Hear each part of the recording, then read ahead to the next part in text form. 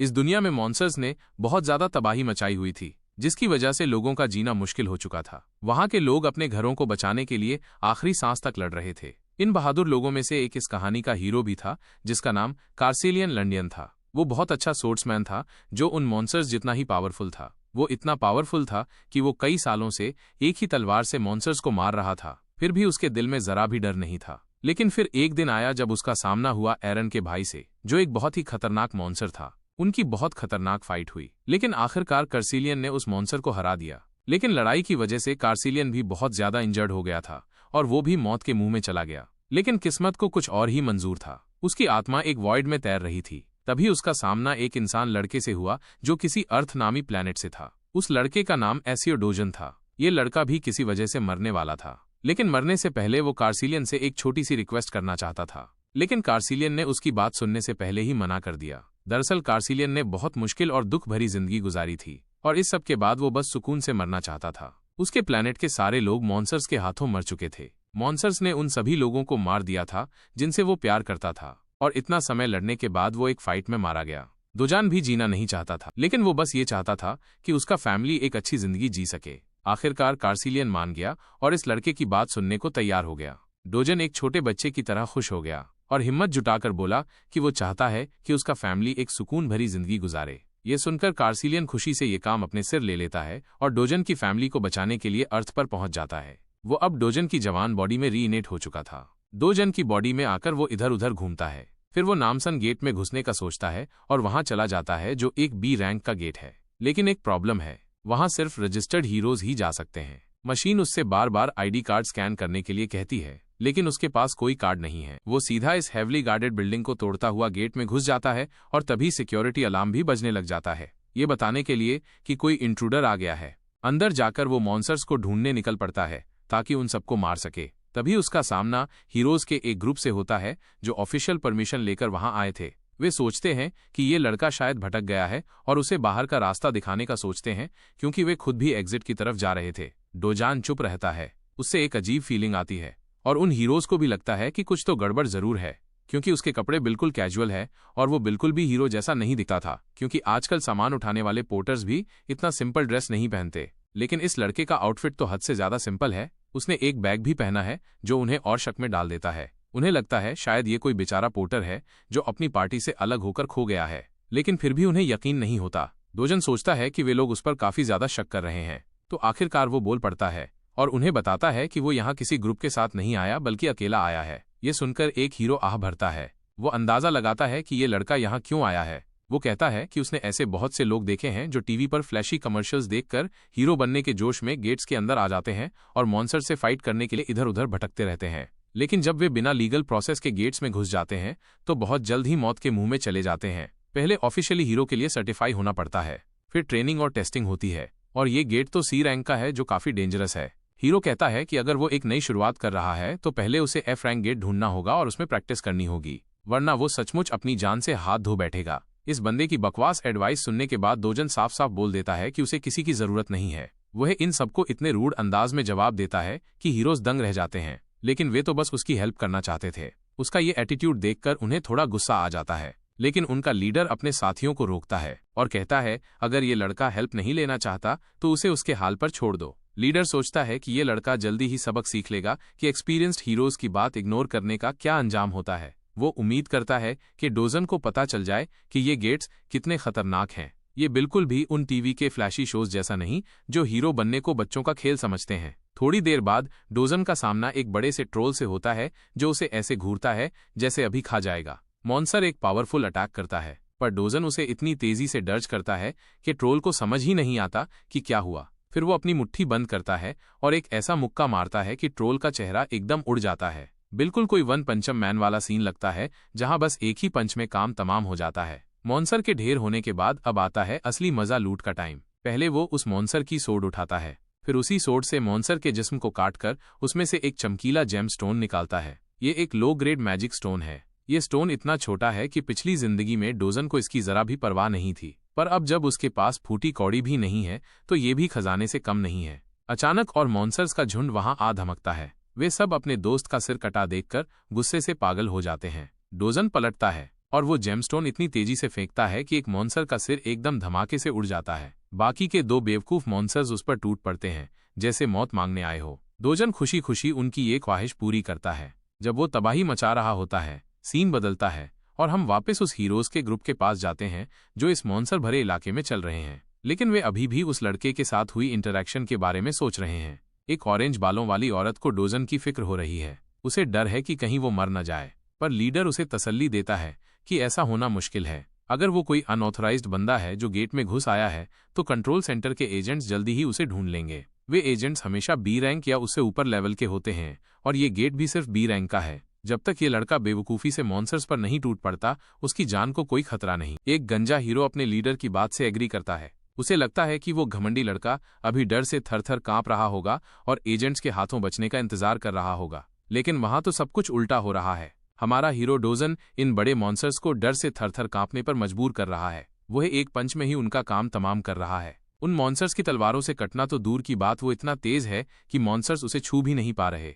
वो एक बेवकूफ मॉन्स्टर के पीछे एकदम से आ जाता है और ऐसा किक मारता है कि उसका सिर ब्लास्ट हो जाता है। सब मॉन्स्टर्स को मारकर वो एक तलवार उठाता है और उनके मैजिक स्टोन्स निकालने लगता है और अपने लिए काफी खजाना इकट्ठा कर लेता है। थोड़ी देर बाद उसका बैग लो ग्रेड जेम से भर जाता है और वो यहाँ से निकलने का सोचता है। पर सच कहूं तो वो आज की फाइट से थोड़ा निराश है। पर उसके बैग में ये सब सिर्फ बेकार वजन है, क्योंकि पिछली लाइफ में ये सब उसके लिए कचरे जैसा था। तभी एक एजेंट उसे देख लेता है और अपने साथियों को आवाज देता है। डोजन के पूरी तरह मुड़ने से पहले ही ये सूट वाले बंदे उसे घूर रहे होते हैं। पहले वे बताते हैं कि वे गेट कंट्रोल सेंटर से हैं और उसे अपना हीरो रजिस्ट्रेशन कार्ड दिखाने को कहते हैं। अगर वो अनरजिस्टर्ड है तो उसे उनके साथ कंट्रोल सेंटर चलना होगा। डोजन को ये सब समझ नहीं आता, जिससे सूट वाला बंदा और गुस्से में आ जाता है और उसे कहता है कि वो कोऑपरेट करें और प्रॉपर प्रोसीजर को फॉलो करें। डोजन के चेहरे से बस गुस्सा झलकता है और उसे देखकर लगता है कि वो इस सबसे तंग आ चुका है। ये सब ड्रामा उसका मूड खराब कर रहा है। वैसे भी डोजन के पास आर्ग्यू करने के लिए इतनी एनर्जी नहीं है।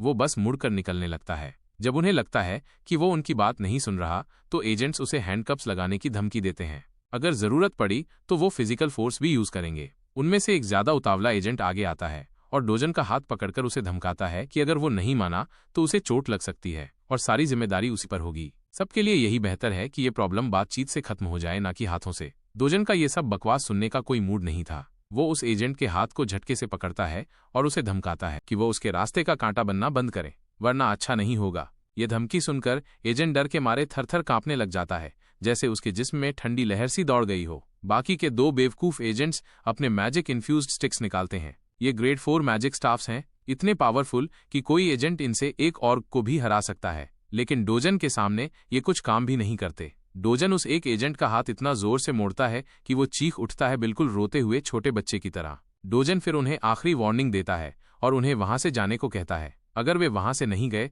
तो जो थोड़ी सी इज्जत बची है वो भी चली जाएगी। लेकिन ड्यूटी के पीछे पागल एजेंट्स को मजबूरन उसके वायलेंस का जवाब देना पड़ता है। वे अपने मैजिक स्टाफ से डोजन को मारने की कोशिश करते हैं, पर एक दफा भी उस पर अटैक नहीं कर पाते। डोजन एक बंदे के पीछे एक पावरफुल पंच मारता है और साथ ही एक पंच दूसरे के पेट में ठोक देता है। अब बारी है उस चश्मिश बंदे की जो अकेला खड़ा है। वो समझ जाता है कि अब उसकी खैर नहीं। वह बहुत परेशान हो जाता है। डोजन एकदम से ब्लर होने लग जाता है और हवा में गायब हो जाता है, जिसे देखकर चश्मिश एजेंट पैनिक हो जाता है कि आखिर ये आदमी कहाँ गया। फिर अचानक कहीं से एक मुक्का उसके पेट में लगता है और वो दर्द से पीछे लड़खड़ा जाता है। डोजन इन एजेंट्स के ड्रामे से तंग आ चुका है। वो सोचने लगता है कि शायद हीरो रजिस्टर करना ही बेहतर है। ये सुनकर एजेंट उसे तसल्ली देता है कि अगर वो लीगली हीरो बनकर ये सब करेगा तो कोई भी एजेंट उसे तंग नहीं करेगा। डोजन फिर उस एजेंट से रिफ्ट के बारे में पूछता है और ये सवाल एजेंट को बिल्कुल हिला देता है। स्टोरी में आगे चलने से पहले रिफ्ट के बारे में जानते हैं कि इस दुनिया में काम कैसे चलता है। यहाँ अलग अलग रास्ते हैं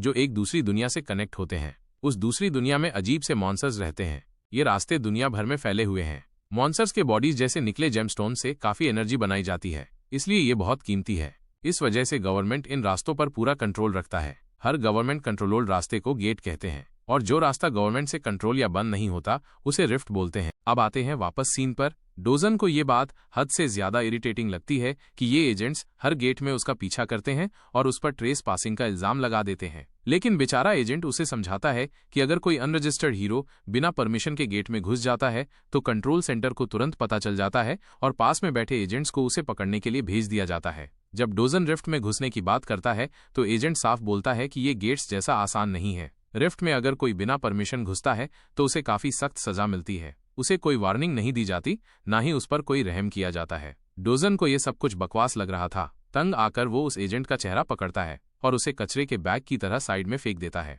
अब तो एजेंट को पछतावा हो रहा है कि उसने हेडक्वार्टर्स को कॉल क्यों नहीं किया। ये सब उसके लेवल से बहुत ऊपर है। जाते जाते डोजन उस कचरे जैसे एजेंट को एक आखिरी नजर से देखता है और सोचता है कि ये बंदा किसी काम का नहीं है। ऐसा लगता है जैसे एजेंट का हाथ टूटा हुआ है और साथ ही वो चिल्ला चिल्लाकर धमकियां दे रहा है कि वो डोजन को पकड़कर जेल में डाल देगा। सीन बदलता है और हम पहुंच जाते हैं Seoul gas and digital complex Gwacheon district में। ये बड़ा सा बिल्डिंग अब हीरो कॉम्प्लेक्स के नाम से जाना जाता है। यहाँ मैजिक स्टोन्स या गेट से मिली हर चीज को ट्रेड किया जाता है और आजकल ये जगह पहले से भी ज्यादा बिजी है। डोजन एक ऐसी दुकान की तरफ जाता है जो मैजिक स्टोन्स खरीदने और बेचने का काम करती है। अंदर जाते ही एक बंदा उससे मिलता है जो अपने फोन में इंस्टाग्राम रील्स में डूबा हुआ है। जब डोजन कहता है कि वो कुछ मैजिक स्टोन्स बेचना चाहता है तो ये चालाक दुकानदार जल्दी से अपने बिजनेस की तारीफें करना शुरू कर देता है। वो कहता है कि उनकी ब्रांच सबसे ज्यादा प्राइस देती है और ये भी कि वो पूरे कंट्री में नंबर 1 है। डोजन आखिर में अपने सारे लो ग्रेड जेम्स निकालता है जो मॉन्सर के खून से लथपथ हैं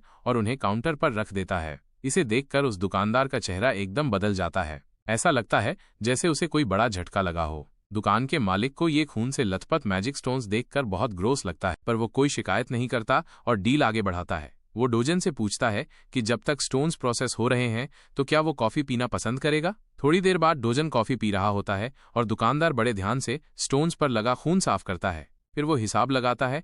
वहां पर 12 low grade magic stones, 16 medium grade और 5 अपर और लोअर ग्रेड स्टोन्स थे। दुकानदार अपना 40% कमीशन काटने के बाद डोजन को उन स्टोन्स के बदले 5.5 मिलियन वन देने का कहता है, लेकिन डोजन को ये 40% कमीशन का सुनकर गुस्सा आ जाता है। उसे लगता है कि ये तो बिल्कुल नाइंसाफी है, क्योंकि उसने इतनी मेहनत करके फाइट की, अपना वक्त बर्बाद किया और आखिर में ये चालू बंदा प्राइस का आधा पैसा क्यों ले रहा है। दुकानदार बड़े घमंड से कहता है कि वो तो उस पर एहसान कर रहा है और सिर्फ 40% ही ले रहा है, क्योंकि इस बिजनेस में बाकी सब 45% या ज्यादा चार्ज करते हैं। दुकानदार इतना कॉन्फिडेंट है कि वो डोजान को चैलेंज करता है कि अगर उसे प्राइस पसंद नहीं आई तो वो अपने स्टोन्स वापस ले जाए, क्योंकि कोई भी इससे बेहतर डील नहीं देगा। पर डोजान उसके झांसे में नहीं आता और अपने कीमती स्टोन्स बैग में वापस भरने लगता है। जब दुकानदार देखता है कि उसका ड्रामा काम नहीं कर रहा, वो डोजन का हाथ पकड़ता है और सफाई और कॉफी का बिल मांगता है। 30,000 वन सफाई करने के और 10,000 कॉफी के, और ऊपर से खून साफ करके उसका महंगा टॉवल भी खराब हो गया है।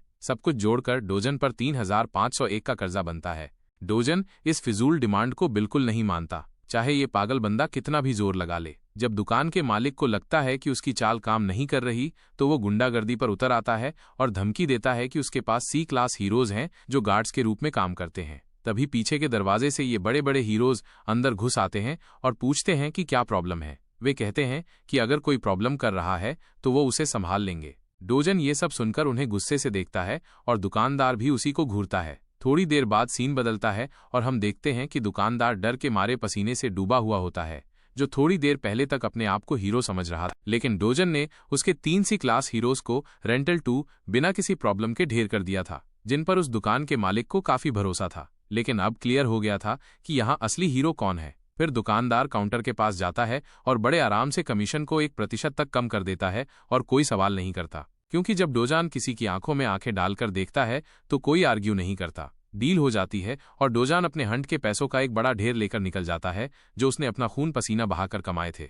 उसकी दादी और बहन दोनों इस बड़े से पैसों के ढेर को देखकर दंग रह जाती हैं। दादी को शक होता है कि डोजन शायद नकली नोट्स लेकर आया है, पर डोजन जल्दी से उनका शक दूर करने के लिए बताता है कि ये पैसा एक दोस्त के साथ बिजनेस में इन्वेस्ट करने से आया है जो अब काफी चल गया है। इससे उन्हें उनके सवालों का जवाब मिल जाता है। लेकिन दादी को यकीन नहीं आता कि उसके पोते का ऐसा कोई दोस्त भी है। पर डोजन एक और झूठ बोलता है कि ये उसका बचपन का दोस्त था। आखिर में दादी भी सवाल करना छोड़ देती है। इधर डोजन की छोटी बहन अपने बड़े भाई पर बहुत प्राउड है कि उसने उनके फैमिली को अमीर बना दिया। डोजन अपनी बहन के सिर पर हाथ फेरते हुए उसे लग्जरी लाइफ देने का प्रॉमिस करता है और कहता है कि अब से वे अमीरों वाली लाइफ गुजारेंगे। उसकी छोटी बहन खुशी से इधर उधर उछलने लगती है और अमीर होने के बारे में सोचती है। उसकी ये खुशी देखकर डोजन को एहसास होता है कि वो उस प्रॉमिस को पूरा करने में कामयाब हो रहा है जो उसने किया था। उसे उस लड़के की बात याद आती है जिसका जिस्म अब उसके पास है। उसकी आखिरी विश थी कि उसकी दादी और छोटी बहन यूनियंग एक सेफ और हैप्पी जिंदगी जिए। वो बेचारा लड़का गायब हो गया था इससे पहले कि डोजन कुछ बोल पाता, और जब वो उठा वो एसईओ डोजन बन चुका था। अब उसका एक ही मिशन है कि ये छोटा सा फैमिली हमेशा खुश रहे। इसके लिए वो कोरिया का सबसे सेफ घर खरीदने का सोचता है, जिसकी प्राइस अब 110 बिलियन वन है। उसके लिए पैसा कमाना कोई मसला नहीं, लेकिन इसके लिए उसे अपनी पुरानी ताकत वापस चाहिए ताकि वो आसानी से बड़े मॉन्स्टर्स को मारकर पैसा कमा सके। ये दुनिया उस दुनिया से काफी मिलती जुलती है जहां से डोजन आया था, लेकिन वो दुनिया अब तबाह हो चुकी है। बस यहाँ का एक बड़ा फर्क ये है कि यहाँ के रिफ्ट्स, गेट्स और मॉन्स्टर्स सब उस दुनिया के मुकाबले थोड़े कमजोर हैं। डोजन अपनी पुरानी जिंदगी में सोल्ड मास्टर के नाम से जाना जाता था और उसके लिए तो ये दुनिया एक बच्चों के प्लेग्राउंड जैसी है। अब तक वो अपनी असली पावर का सिर्फ 10% हिस्सा ही यूज कर रहा है। अचानक दरवाजे पर कोई नॉक करता है और बाहर से आवाज आती है कि कोई डोजन से मिलना चाहता है। डोजन उठकर दरवाजा खोलता है तो देखता है कि वहां 2 गुंडे खड़े होते हैं। ये बंदे एक कर्ज वापस लेने के लिए आए हैं जो डोजन पर 48 मिलियन वन का है। डोजन को यकीन है कि ये लोन शार्क्स हैं। असली एसईओ डोजन ने दादी के हॉस्पिटल बिल्स के लिए 5 मिलियन वन उधार लिए थे, लेकिन इन बदमाशों ने उस पर 10 टाइम्स ज्यादा इंटरेस्ट लगाकर इसे इतना बढ़ा दिया है। उन्हें पता है कि डोजन आजकल गेट से पैसा कमा रहा है, तो वे कॉन्ट्रैक्ट दिखाते हुए कैश मांगते हैं। लेकिन डोजन उन्हें पैसे देने के बजाय सीधा उस बड़े बदमाश के मुंह पर एक पावरफुल पंच मारता है, जिससे वो हवा में उड़ जाता है। दूसरा छोटा बदमाश देखकर दंग रह जाता है और उसका मुंह खुला का खुला रह जाता है। डोजन उसे गुस्से से देखता है और याद दिलाता है कि वो 9 मिलियन वन से ज्यादा तो पहले ही वापस कर चुका है। अगर इस हिसाब से देखा जाए तो इन बदमाशों को लेने के बजाय उसे पैसे वापस करने चाहिए। फिर वो एक और मुक्का मारता है जिससे ये बदमाश रोने लग जाता है। डोजन उसे कहता है कि वो अपने बॉस को बोल दे कि डोजन खुद उससे मिलने आ रहा है। कुछ देर बाद डोजन और उसकी बहन एक शॉपिंग मॉल में पहुंचते हैं जहां जिंदगी का मेला लगा है। वहां छोटी सी यूनियन एक टेडी बेयर स्टोर में खुशी से खेल रही होती है। डोजन उसे शॉपिंग कराने के लिए लाया है। आज वो जो चाहे ले सकती है। पहले तो डोजन इतना नरम दिल वाला नहीं था, पर असली एसईओ डोजन की मेमोरीज ने उसके सख्त दिल को फिर से नरम कर दिया था। यूनियो को इतने प्यार से ट्रीट करते देखकर उसका दिल पिघल जाता है। चाहे वो उसकी सिर्फ हाफ सिस्टर ही क्यों ना हो, वो भी उसे उसी तरह प्यार देना चाहता है जिस तरह पिछला डोजन दिया करता था। यूनियो आखिर में एक छोटा सा और प्यारा सा बनी स्टफ टॉय सेलेक्ट करती। वो बहुत सोच समझकर टॉय लेती है ताकि ज्यादा खर्चा ना हो जाए, पर डोजन उसके लिए एक बड़ा सा स्टफ टॉय उठाता है। वो नहीं चाहता कि उसे किसी चीज की कमी फील हो। आज उसका दिन है, वो दिल से जो चाहिए ले सकती है। उसे आज पैसों की फिक्र करने की कोई जरूरत नहीं है। दोनों भाई बहन साथ में अच्छा सा खाना भी खाते हैं।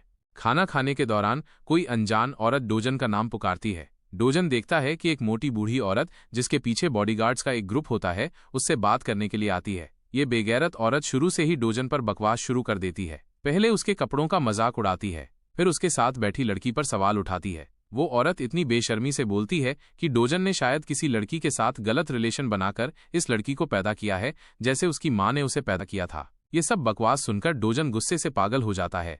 छोटी यूनियन को समझ नहीं आता कि ये औरत कौन है और क्यों इतनी बकवास कर रही है। फिर ये औरत यूनियन को टारगेट बनाती है और उसका नाम पूछती है। यूनियन अपना नाम ली यूनियोंग बताती है, जिससे इस औरत को पता चल जाता है कि वो डोजन की बहन है। लेकिन ये फिर भी नहीं रुकती और यूनियन के कपड़ों का भी मजाक उड़ाती है। उसे भीगी बिल्ली कहती है और उसकी मर चुकी माँ को भी बुरा भला कहती है। ये सब डोजन के दिल पर छुरी की तरह लगता है, पर ना जाने क्यों वो अपने गुस्से को रोक रहा है। इस औरत के इतने उकसाने पर भी वो उस पर हाथ नहीं उठाता। ये औरत भी हैरान हो जाती है कि डोजन खुद पे इतना कंट्रोल कैसे कर रहा है और उसके झांसे में क्यों नहीं आ रहा। तो ये मोटी औरत एक कदम आगे बढ़ती है और यूनियन से पूछती है कि हार्लट का मतलब क्या है। बस ये बात सुनकर डोजन का गुस्सा आसमान तक पहुंच जाता है। वो गुस्से में आग बबूला होकर उससे कहता है कि ये एक बदसूरत औरत है जो किसी औरत की फैमिली से आई है। मोटी औरत तो डोजन के तीखे जवाब सुनकर दंग रह गई। उसका दिमाग एकदम खाली हो गया। आखिर डोजन इस औरत को इतना क्यों बर्दाश्त कर रहा था। दरअसल डोजन एक नाजायज औलाद था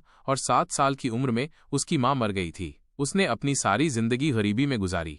जब वो अपने बाप के घर पहुंचा तो बाप ने नई शादी कर ली थी और सबने उससे मुंह फेर लिया था। बातें और भी बिगड़ गईं जब उसके बाप की असली बीवी ने एक बेटे को जन्म दिया और डोजन को बिल्कुल नजरअंदाज कर दिया गया। हालात इतने खराब हो गए कि उसे उसी घर से निकाल दिया गया जहां वो रहता था। उसे अपनी छोटी बहन के साथ अपनी दादी के घर रहना पड़ा। डोजन जब इस लड़के के पास्ट में देखता है तो उसे असली एसओ डोजन पर तरस आता है, जिसने इतना दुख झेला पर फिर भी हर वक्त स्माइल करता रहा जैसे उसे कोई दर्द ही ना हो। लेकिन अब वो सब कुछ बदल देना चाहता है। यह औरत उसकी सौतेली बहन है, इसलिए वो अपने गुस्से को रोक रहा था, पर अब उसे ये सब और बर्दाश्त नहीं हो रहा था। उसे याद आता है कि वो इस औरत जैसी औरत के साथ एक घर में नीचे रहता था, लेकिन ये अब भी उतनी ही घटिया है। ना सिर्फ इसका कैरेक्टर खराब है, ये दिखती भी मॉन्स्टर जैसी है और ऊपर से हद से ज्यादा बेवकूफ भी है। डोजन उसकी फीलिंग्स को और ठेस पहुंचाता है। उस पर बातें करता है कि ये एक टूटी फूटी औरत है, इनसिक्योरिटी में डूबी हुई है, जो अपनी कमजोरी दूसरों पर निकालती है। खुद बदसूरत होने के बाद भी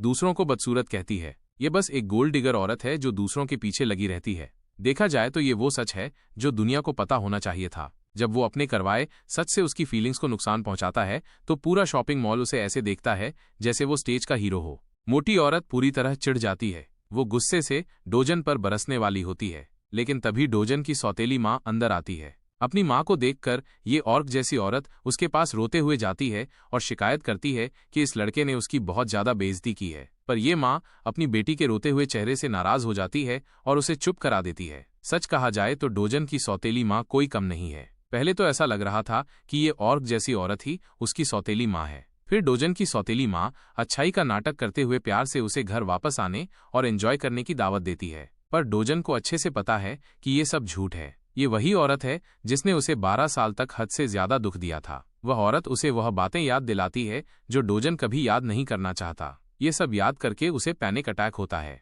डोजन एकदम सीरियस हो जाता है और अपनी माँ के मजाक से भी ठंडे लहजे में उससे कहता है कि यहाँ से दफा हो जाए। डोजन ने उसकी इज्जत की धज्जियां उड़ा दी थीं। एक छोटा लड़का उसे ऐसी बातें बोल रहा है। वो अपनी बची हुई थोड़ी सी इज्जत के साथ घूमकर निकल जाती है। उसे 1% भी उम्मीद नहीं थी कि डोजन इतने बुरे अंदाज में जवाब देगा। वो सोच में पड़ जाती है कि क्या ये वही लड़का है जो बिना वजह थप्पड़ खाने पर भी सिर झुका लेता था। उसकी ये मोटी बेटी और बॉडीगार्ड्स भी उसके पीछे पीछे चल देते हैं। अगर देखा जाए तो ये बॉडीगार्ड्स तो इस तमाशे में बिल्कुल स्टैचूज की तरह खड़े रहे। दूसरी तरफ डोजन और उसकी बहन गुस्से में थे क्योंकि इन दोनों औरतों ने उनके और यूनियन के मजे को पूरा बर्बाद कर दिया था। डोजन भी यहाँ से जाने का फैसला करता है। उसने अपनी सौतेली फैमिली के साथ जो किया वो बिल्कुल सही था। वो सबको ये बात बताना चाहता है कि अब वो पुराना वाला डोजान नहीं रहा जो अपने लिए बोल भी नहीं सकता था, बल्कि अब वो बदल गया है। अब वो वक्त आ गया है कि उसकी सौतेली फैमिली ये बात समझ ले। मॉल के बाहर डोजन की सौतेली माँ और बेटी अपनी मर्सिडीज में तेजी से निकल जाती हैं। बेटी अपनी माँ से गुस्से में है कि वो वहां से चुपचाप क्यों निकली। उसे डोजन को उसकी औकात दिखानी चाहिए थी। जब वो अपना गुस्सा निकालती है और उन बेइज्जतियों के लिए डोजन को गालियां देती है तो उसकी माँ अपने मैनेजर को चिल्लाकर पूछती है कि डोजन अभी तक जिंदा क्यों है। उस गंजे मैनेजर को बिल्कुल भी समझ नहीं आता कि क्या हो रहा है। वो कहता है कि ये रिपोर्ट से बिल्कुल मैच नहीं करता। सौतेली माँ जोर से चिल्लाती है कि मैनेजर क्या बकवास कर रहा है, वो कैसे जिंदा हो सकता है जब उन्होंने काम पूरा और साफ किया था। बेचारा मैनेजर प्रॉमिस करता है कि वो दोबारा इन्वेस्टिगेट करेगा और इस बार काम ठीक से होगा। वे दोनों आपस में बहस कर रहे होते हैं और इधर उसकी मोटी बेटी को बिल्कुल नहीं पता कि उसकी माँ ने पीछे से क्या कुछ प्लान किया हुआ था। जब उसे पता लगता है कि उसकी माँ ने डोजन को मारने का प्लान बनाया था तो वो दंग रह जाती है। तभी उसकी माँ उससे पूछती है कि क्या उसके दिल में डोजन के लिए कोई फीलिंग्स है। ये बात उसकी बेटी को एकदम शॉक कर देती है। उसका चेहरा लाल हो जाता है और वो घबरा जाती है। असल में उसे डोजन के मरने की फिक्र इसलिए क्योंकि अगर उसके नाना या पापा को पता चला तो उसकी माँ के लिए काफी मसला बन जाएगा। लेकिन उसकी माँ अपनी बेटी का मुंह जोर से पकड़ती है और उसे अपने काम से काम रखने को कहती है। सौतेली माँ का इरादा पक्का है। वो डोजन की जान लेने पर तुली है। उसे बिल्कुल भी रहम नहीं है और अब तो जरा भी नहीं। जब डोजन ने उसकी इतनी बेइज्जती कर दी, उसे बदला लेने का सबसे बेस्ट तरीका यही लगता है कि वो उसे खत्म कर दे। 10 साल पहले ये दुनिया तबाही की तरफ चली गई थी जब पहला पैसेज रिफ्ट बन गया। ये खौफनाक डायमेंशन मॉन्स्टर्स का घर था जो पोर्टल से निकलकर इंसानों को देखकर मारने के लिए टूट पड़ते थे। उन्होंने बिना रुके तबाही मचाई और आखिर में दुनिया को बर्बाद कर दिया और हजारों शहरों को आग में जला दिया। पर जैसे अंधेरे की शुरुआत हुई वैसे ही रोशनी भी आई, बहादुर वॉरियर्स के रूप में जिन्हें हीरोज कहते हैं। उनके आने से मैना स्टोन्स की खोज हुई जो मरे हुए मॉन्स्टर्स के जिस्मों से निकलते थे। दूसरी तरफ डोजन कहीं जा रहा होता है। उसे ये सोचकर काफी अजीब लगता है कि जब से ये मैनास्टोन्स आए हैं पूरी दुनिया ने बाकी रिसोर्सेज जैसे कि कोल, गैस को यूज करना बहुत कम कर दिया है और अब इन स्टोन से एनर्जी निकाली जाती है। इनकी वजह से सारे मुल्क रिफ्ट्स पर फोकस करने लगे ताकि रिसोर्सेज निकाल सकें। आज दुनिया की सारी इंडस्ट्रीज गेट्स और हीरोज के भरोसे हैं और इसलिए एक अच्छा हीरो काफी पैसा कमा सकता है। डोजन अपनी मंजिल पर पहुंच जाता है जो है योंगजोंग कैपिटल। वो यहाँ उन बदमाशों के बॉस से मिलने आया है। अंदर जाते ही उसे बॉस और उसके गुंडे मिलते हैं जो देखने में बिल्कुल आम से बदमाश लगते हैं, जो सिर्फ छोटे मोटे काम करते हैं। डोजन बिल्कुल रिलैक्स है। बॉस अपना सिगरेट बुझाता है और डोजन की हिम्मत की दाद देता है। ना सिर्फ उसने उसके बंदों की पिटाई की बल्कि खुद उसके दरवाजे पर भी आ गया। इससे साफ दिखता है कि डोजन किसी की परवाह नहीं करता। वो बड़ी चालाकी से बॉस को कहता है कि असल में सारा नुकसान डोजन को हुआ है। ये बात बॉस के लिए बिल्कुल बकवास है। तो वो पूछता है कि इसका मतलब क्या है। डोजन उसे कहता है कि वो यहाँ अपना हक का पैसा लेने आया है। उसने इन बदमाशों की वजह से मेंटल, फिजिकल और फाइनेंशियल नुकसान झेला है। उसकी इन पावरफुल बातों से बॉस उसमें एक बड़ा चेंज नोटिस करता है। वो सोचता है कि ये लड़का अब वो पुराना नरम दिल या शांत इंसान नहीं रहा, और तो और इसने उसके भेजे हुए बदमाशों को मजा चखाया। बॉस को शक होता है कि शायद एसियो डोजन को गेट्स में कुछ पावरफुल चीज मिली है, पर फिर भी ये बॉस अपना घमंड नहीं छोड़ता और डोजन को कहता है कि उसका ये नया कॉन्फिडेंस उसकी बर्बादी की वजह बनेगा। वो डोजन को कहता है कि वो अपनी पावर्स पर कुछ ज्यादा ही भरोसा कर रहा है और उसे डराने के लिए बदमाशों का एक ग्रुप बुला लेता है। चाहे वो कितने भी आदमी जमा कर ले, पर सोर्ड मास्टर की पावर के आगे ये सब कीड़े मकोड़े हैं। बॉस घमंडी अंदाज में कहता है कि जो लोग ओवर कॉन्फिडेंट होते हैं वे भी एक ना एक दिन मर जाते हैं। सबसे मजे की बात यह है कि ये बॉस समझता है कि एसियो डोजन बस एक डी क्लास हीरो है और उसे लगता है कि उसका गैंग उसे आसानी से खत्म कर देगा। इधर डोजन सोफा पे बिल्कुल चिल कर रहा है, जबकि 5 बंदे उसे घूर रहे हैं और वे बिल्कुल भी मजाक के मूड में नहीं लग रहे। डोजन बॉस को हुक्म देता है कि वापस बैठ जाए, नहीं तो मसला हो जाएगा। बॉस हैरान है कि ये बंदा अभी भी रिलैक्स होकर बात कर रहा है। डोजन सीरियस होकर कहता है कि उसकी बात अभी खत्म नहीं हुई। ये सुनकर एक बंदा अपने आप को बड़ा समझता है और डोजन को चैलेंज करता है। डोजन अपना चश्मा उतारता है, उसे और कंफ्यूज करता है और फिर एक माइक टाइसन जैसा रॉकेट पंच उसके मुंह पर दे मारता है। वो बंदा एकदम हवा में उड़ जाता है और उसके दोस्त दंग रह जाते हैं। उनकी बोलती अचानक बंद हो जाती है। पर ये तो बस शुरुआत है। डोजन एक एक करके सबकी पिटाई करता है और साथ ही साथ अपनी बात भी करता रहता है। वो बॉस के छुपे हुए गंदे धंधे के बारे में सब बताता है, जिसको कवर करने के लिए वो पैसा उधार देने का बिजनेस करता है।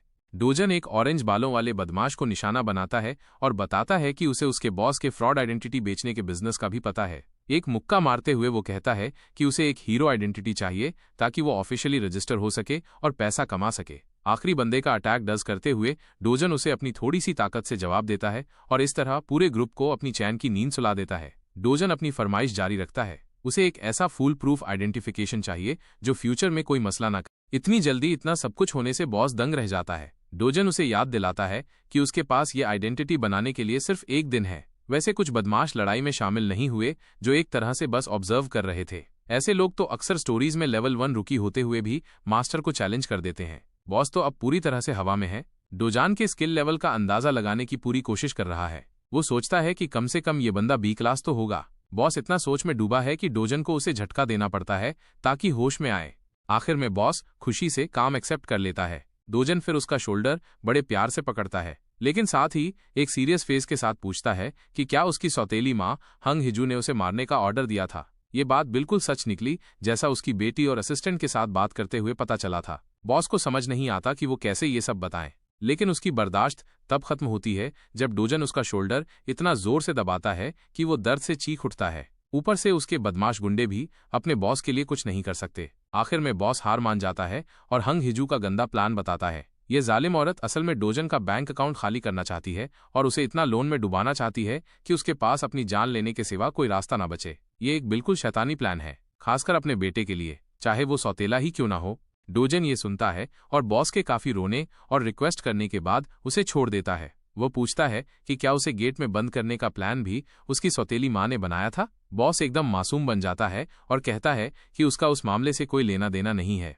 वो ये भी कहता है कि अगर डोजन गेट में मर जाता तो बॉस को इस सबके पैसे भी नहीं मिलते। ये एक वजह हो सकती है कि ये प्लान बॉस का नहीं है, तो डोजन इस बारे में सोचने लगता है। वो कंग चोलवू का नाम लेता है। ये वही बंदा है जिसने उसे गेट तक पहुंचाया था। डोजन उस बंदे की हर एक बात जानना चाहता है और वो भी कल तक अपने 2 ऑर्डर्स के साथ वो बड़े आराम से निकल जाता है। अब पूरे रूम का माहौल बदल चुका है, क्योंकि जब वो आया था तब इन सबका एटीट्यूड कुछ और ही। इस बात के बाद डोजन एक गहरी सोच में डूब जाता है। असली एसियो डोजन का बस एक ही ख्वाब था। वह अपनी छोटी बहन और प्यारी दादी को हर हाल में बचाना चाहता था। डोजन की जिंदगी हमेशा से दुखों और परेशानियों से भरी रही है। उससे पता लगता है कि उसने कितनी तकलीफ झेली जब वो बिल्कुल बेबस था। पर फिक्र की कोई बात नहीं, क्योंकि सोर्ड मास्टर अब तैयार है सब कुछ ठीक करने के लिए। अगले दिन ही डोजन ऑफिशियली रजिस्टर हो जाता है और उसे बी रैंक रेटिंग भी मिल जाती है, जो उसके लिए काफी आसानियां कर देगा। दूसरी स्टोरीज के हीरो की तरह उसे सबसे नीचे रैंक पर रजिस्टर होकर ऊपर आने के लिए पॉइंट्स नहीं कमाने पड़े। वो मशीन पर कार्ड टैप करके एंटर करने की कोशिश करता है और सिस्टम उसकी आइडेंटिटी को पहचान लेता है। पर सिस्टम उसे वार्निंग देता है कि उसका रैंक अभी भी उस डेंजरस क्वेस्ट से कम है जो वो करने जा रहा है। डोजन ये बात सुनकर चिढ़ जाता है। वो सोचता है कि शायद उसे उस बेकार बॉस को थोड़ा और डराना चाहिए था ताकि उसे हायर रैंक मिलता और उसे ये प्रॉब्लम ना होती। सिस्टम की बार बार वार्निंग देने के बावजूद डोजन किसी की परवाह नहीं करता और सीधा अंदर घुस जाता है। अब नाइट आइलैंड गेट के बारे में जान लेते हैं, जिसमें डोजन जाने वाला है। ये एक बी रैंक गेट है, पर जिस रैंक का गेट होता है उस रैंक का हीरो उसमें मुश्किल से सर्वाइव करता है। सेफ्टी के लिए हीरोज को हमेशा गेट के रैंक से एक क्लास ऊपर का होना चाहिए। वैसे इस डंजन का एरिया डी रैंक का है, मतलब ये काफी फैला हुआ है और सोलो हंटिंग के लिए मुश्किल जगह है। अच्छी बात यह है कि ये टनल्स के रूप में है, तो थोड़े समय तक सोलो हंटिंग इतनी मुश्किल नहीं होगी। पर गेट के बड़े एरिया की वजह से ये रैंक हीरो को ये टास्क लेना चाहिए। लेकिन डोजन के डिक्शनरी में रिस्क और डेंजर जैसे वर्ड्स होते ही नहीं। सबसे बुरा यही हो सकता है कि उसे एक छोटे टनल में ढेर सारे मॉन्स्टर्स के साथ लड़ना होगा। डोजन अपने पहले दुश्मन का सामना करता है, जो एक बड़ा सा सांप है जिससे पर्पल ओरा निकल रहा है। वो उसे देखकर स्माइल करता है। ज्यादातर हीरोज के लिए ये खतरे का निशान होता है, पर इसके लिए ये गुड लक का साइन है। बैटल शुरू करने के लिए वो अपनी गन्स तैयार करता है। वैसे देखा जाए तो इस सांप के साथ उसके बहुत सारे दोस्त भी हैं और उनकी जबान से एलियंस जैसी फीलिंग आती है। वे पूरी पावर से अटैक करते हैं, पर उसका डोजन पे कोई इफेक्ट नहीं होता। डोजन एक ऐसी किलिंग मशीन है जिसको रोकना नामुमकिन है, और वो माना स्टोन्स ऐसे निकालता है जैसे मॉन्स्टर्स कभी थे ही नहीं। ब्लैक किलिंग वाइपर एक ऐसा मॉन्स्टर है जो अपने पैरालिसिस पॉइजन के लिए काफी फेमस है। इसके जरा से टच से भी वो किसी को आसानी से बेहोश कर सकता है। इतने पावरफुल मॉन्स्टर के होते हुए भी डोजन बुलेट की स्पीड से आगे बढ़ता है और फुल स्विंग में अटैक करता है। थोड़ी ही देर में वो उस मॉन्स्टर को हर जगह से काट देता है। हर जगह खून के छींटे उड़ जाते हैं और एक आखिरी अटैक के साथ वो उसे आधा कर देता है। मॉन्स्टर के ढेर होने के बाद डोजन अपने इक्विपमेंट को देखता है। 30,001 के ग्लव्स पॉइजन को उससे दूर रखते हैं और इतने पैसों में ये अपना काम भी अच्छे से कर रहे हैं। डोजन अपना ध्यान वापस हंटिंग पर करता है। अब उसका सामना 4 पांव के बगैर लिजर्ड से होता है, लेकिन वो उन्हें तेजी से अटैक करके उनके सिर ब्लास्ट कर देता है। वो तब तक उनका खून निकालता है जब तक ये लिजर्ड्स दूसरी दुनिया में नहीं चले जाते। डोजन वहां खड़ा मॉन्स्टर्स की बॉडीज में से मैनास्टोन्स ढूंढता है, लेकिन उसे निराश होना पड़ता है क्योंकि कोई भी मैनास्टोन नहीं मिलता। ये उसकी पुरानी दुनिया के रूल्स की तरह ही है, जहां इन मॉन्स्टर्स का माइनस्टोस के होने का चांस सिर्फ 3% था। मतलब उसे अच्छा लूट के लिए 1100 मॉन्स्टर्स को हंट करना पड़ेगा। आगे बढ़ते हुए उसे एक मिस्टर बोन हेड दिखता है। अगर कोई नॉर्मल हीरो यहाँ होता तो उसे ये बॉस लगता, पर डोजन का ख्याल अलग है। वह इस ओवरसाइज्ड सांप से पूछता है कि क्या वो बॉस मॉन्स्टर है। डोजन पूछ तो ऐसे रहा है जैसे ये सांप उसका दोस्त हो। डोजन सोचता है कि ये बड़ा मॉन्स्टर आ गया तो अच्छा है, इसका मतलब है कि वो सही रास्ते की तरफ जा रहा है। डोजन एक पावरफुल अटैक के साथ फाइट खत्म करना चाहता है ताकि घर वापस जा सके, पर तभी कुछ अनएक्सपेक्टेड होता है। उसका पावरफुल मुक्का लगने के बाद भी उस मॉन्स्टर पर कोई असर नहीं होता। डोजन ने बस उसके सिर पर एक टैटू बना दिया, इससे ज्यादा कुछ नहीं। जब वो हवा में होता है, मॉन्स्टर एक तेज अटैक करता है और उसे दीवार में घुसा देता है। डोजन वहां क्रैश करता है। उसने इस बॉस की पावर को हल्के में ले लिया था और शायद ये मुक्का खाकर उसे बॉस मॉन्स्टर की ताकत का एक रियलिटी चेक मिल गया होगा। मॉन्स्टर अपने जहरीले दांत निकालता है और डोजन की तरफ फुसफुसाता है जैसे कोई भूखी गर्लफ्रेंड चिल्लाती है। वो उसे काटने की कोशिश करता है, पर डोजन उसके अटैक को डज कर देता है। अपनी डज करने की स्पीड का फायदा उठाते हुए वो तुरंत वापस एक्शन में आता है और एक पावरफुल पंच मॉन्स्टर की बॉडी पर मारता है, जिससे उसकी बॉडी में क्रैक्स पड़ जाती है। इस दूसरे अटैक से एक बात क्लियर हो जाती है, इस बॉस मॉन्स्टर की बॉडी डोजन जिस लेवल पर अभी है, इस लेवल पर एक अटैक से उस मॉन्स्टर को मारना इम्पॉसिबल है। अब उसके लिए थोड़ी मुश्किल हो गई है और वो सोचता है कि शायद उसे अपनी लड़ाई का तरीका बदलना होगा। अगर वो अपनी पुरानी स्वॉर्ड मास्टर वाली फॉर्म में होता तो इस बीस्ट को एक हाथ से ही खत्म कर देता, पर तभी उसे कुछ दिखता है। वहां एक वॉरियर की तलवार पड़ी है जो इस बॉस से लड़ते हुए मर गया था। अब पता चलेगा कि उसे स्वॉर्ड मास्टर क्यों कहते हैं, पंच मास्टर क्यों नहीं कहते। चाहे ये स्वॉर्ड फाइट करने के बाद बिल्कुल घिस चुकी है, लेकिन डोजन उसे उठाता है। उसे इस बात पर भरोसा है कि तलवार उतनी ही पावरफुल होती है जितना उसे यूज करने वाला होता है। इस सोच के साथ तलवार हाथ में लेता है और उस मॉन्स्टर सांप की तरफ बढ़ता है। मॉन्स्टर फिर से तेजी से उस पर अटैक करता है, पर डोजन हवा में जंप करता है और घमंड से कहता है कि इस मॉन्स्टर को कलोच होना चाहिए कि वो इसे फाइट के लिए अपनी फुल पावर लगा रहा है, चाहे तलवार की हालत खराब है। लेकिन डोजन इतने पावरफुल अटैक्स करता है कि कुछ ही अटैक्स में सांप का जिस्म टुकड़े टुकड़े हो जाता है। ये सीरियस लड़ाई एक मजाक में बदल जाती है जब सांप मर जाता है और डोजन की तलवार धूल में मिल जाती है। वो मॉन्स्टर काफी पावरफुल था, मगर स्वॉर्ड गॉड के आगे नहीं टिक पाया। बॉस मॉन्स्टर के मरने के बाद डोजन को एक अच्छा आइडिया आता है जिसके बारे में ज्यादातर हीरोज नहीं सोचते। वो मॉन्स्टर का एक दांत तोड़ लेता है और सोचता है कि इसे अच्छे से क्राफ्ट करने के बाद एक अच्छा शॉर्ट स्वॉर्ड बन सकता है। इसे अपने हंट का रिवॉर्ड समझकर वो गेट से निकल जाता है। जब तक वो गेट से बाहर आता है, बाहर काफी रात हो चुकी है। उसने बी रैंक गेट में सोचा से ज्यादा वक्त लगा दिया है और जैसा उसने गेट में देखा, इसके बाद उसे अपनी पावर वापस पाने का जोश और बढ़ गया। वो थोड़ा खुश भी है कि उसके पुराने दोस्त उसका ये कमजोर वर्जन नहीं देख रहे, वरना डोजन बहुत शर्मिंदा होता। हंट से वापस आकर वो अपने माना स्टोन्स बेचने जाता है। उसके सामने एक और हीरो है जो अपने माना स्टोन्स के बड़े बैग के साथ आया है। ये चालाक रिसेप्शनिस्ट उसे बिल्कुल कचरे जैसा ट्रीट करता है और कहता है कि कमीशन रेट 40% है। ये बेचारा हीरो भी इस फ्रॉड रेट के पीछे की चालाकी समझ जाता है और कहता है कि वो एक सिंपल सा हीरो है। रिसेप्शनिस्ट ने जैसे डोजन के साथ किया, वो उस हीरो को भी समझाता है कि उनका रेट तो पूरी मार्केट में सबसे कम है। गेट सेंटर 5% लेता है, पर उसमें टैक्सेस नहीं होते। इस चालाक ट्रेडर के हिसाब से ये हीरोज के लिए बड़ी अच्छी डील है जो अच्छा पैसा देती है। हीरो को कैश मिल जाता है और वो ज्यादा शिकायत नहीं करता, बस पूछता है कि इस बंदे का चेहरा इतना खराब क्यों है। लेकिन ये रिसेप्शनिस्ट अभी भी वही पुरानी बातें बोल रहा है, जबकि उसका चेहरा इस फ्रॉड की वजह से मार पड़ने पर खराब हुआ था। वो कहता है कि एक पागल ने पहले उसके गार्ड्स को मारा और फिर उसका ये हाल किया। हीरो सोचता है कि ये रिसेप्शनिस्ट की ही गलती है कि उसने लो रैंकिंग गार्ड्स रखे जो सी रैंक लेवल के हैं। आखिर इस दुनिया में सिर्फ रैंक ही सब कुछ नहीं, स्किल भी बहुत मैटर करती है। रैंक तो बस सिस्टम को चलाने के लिए एक झूठा दिखावा है।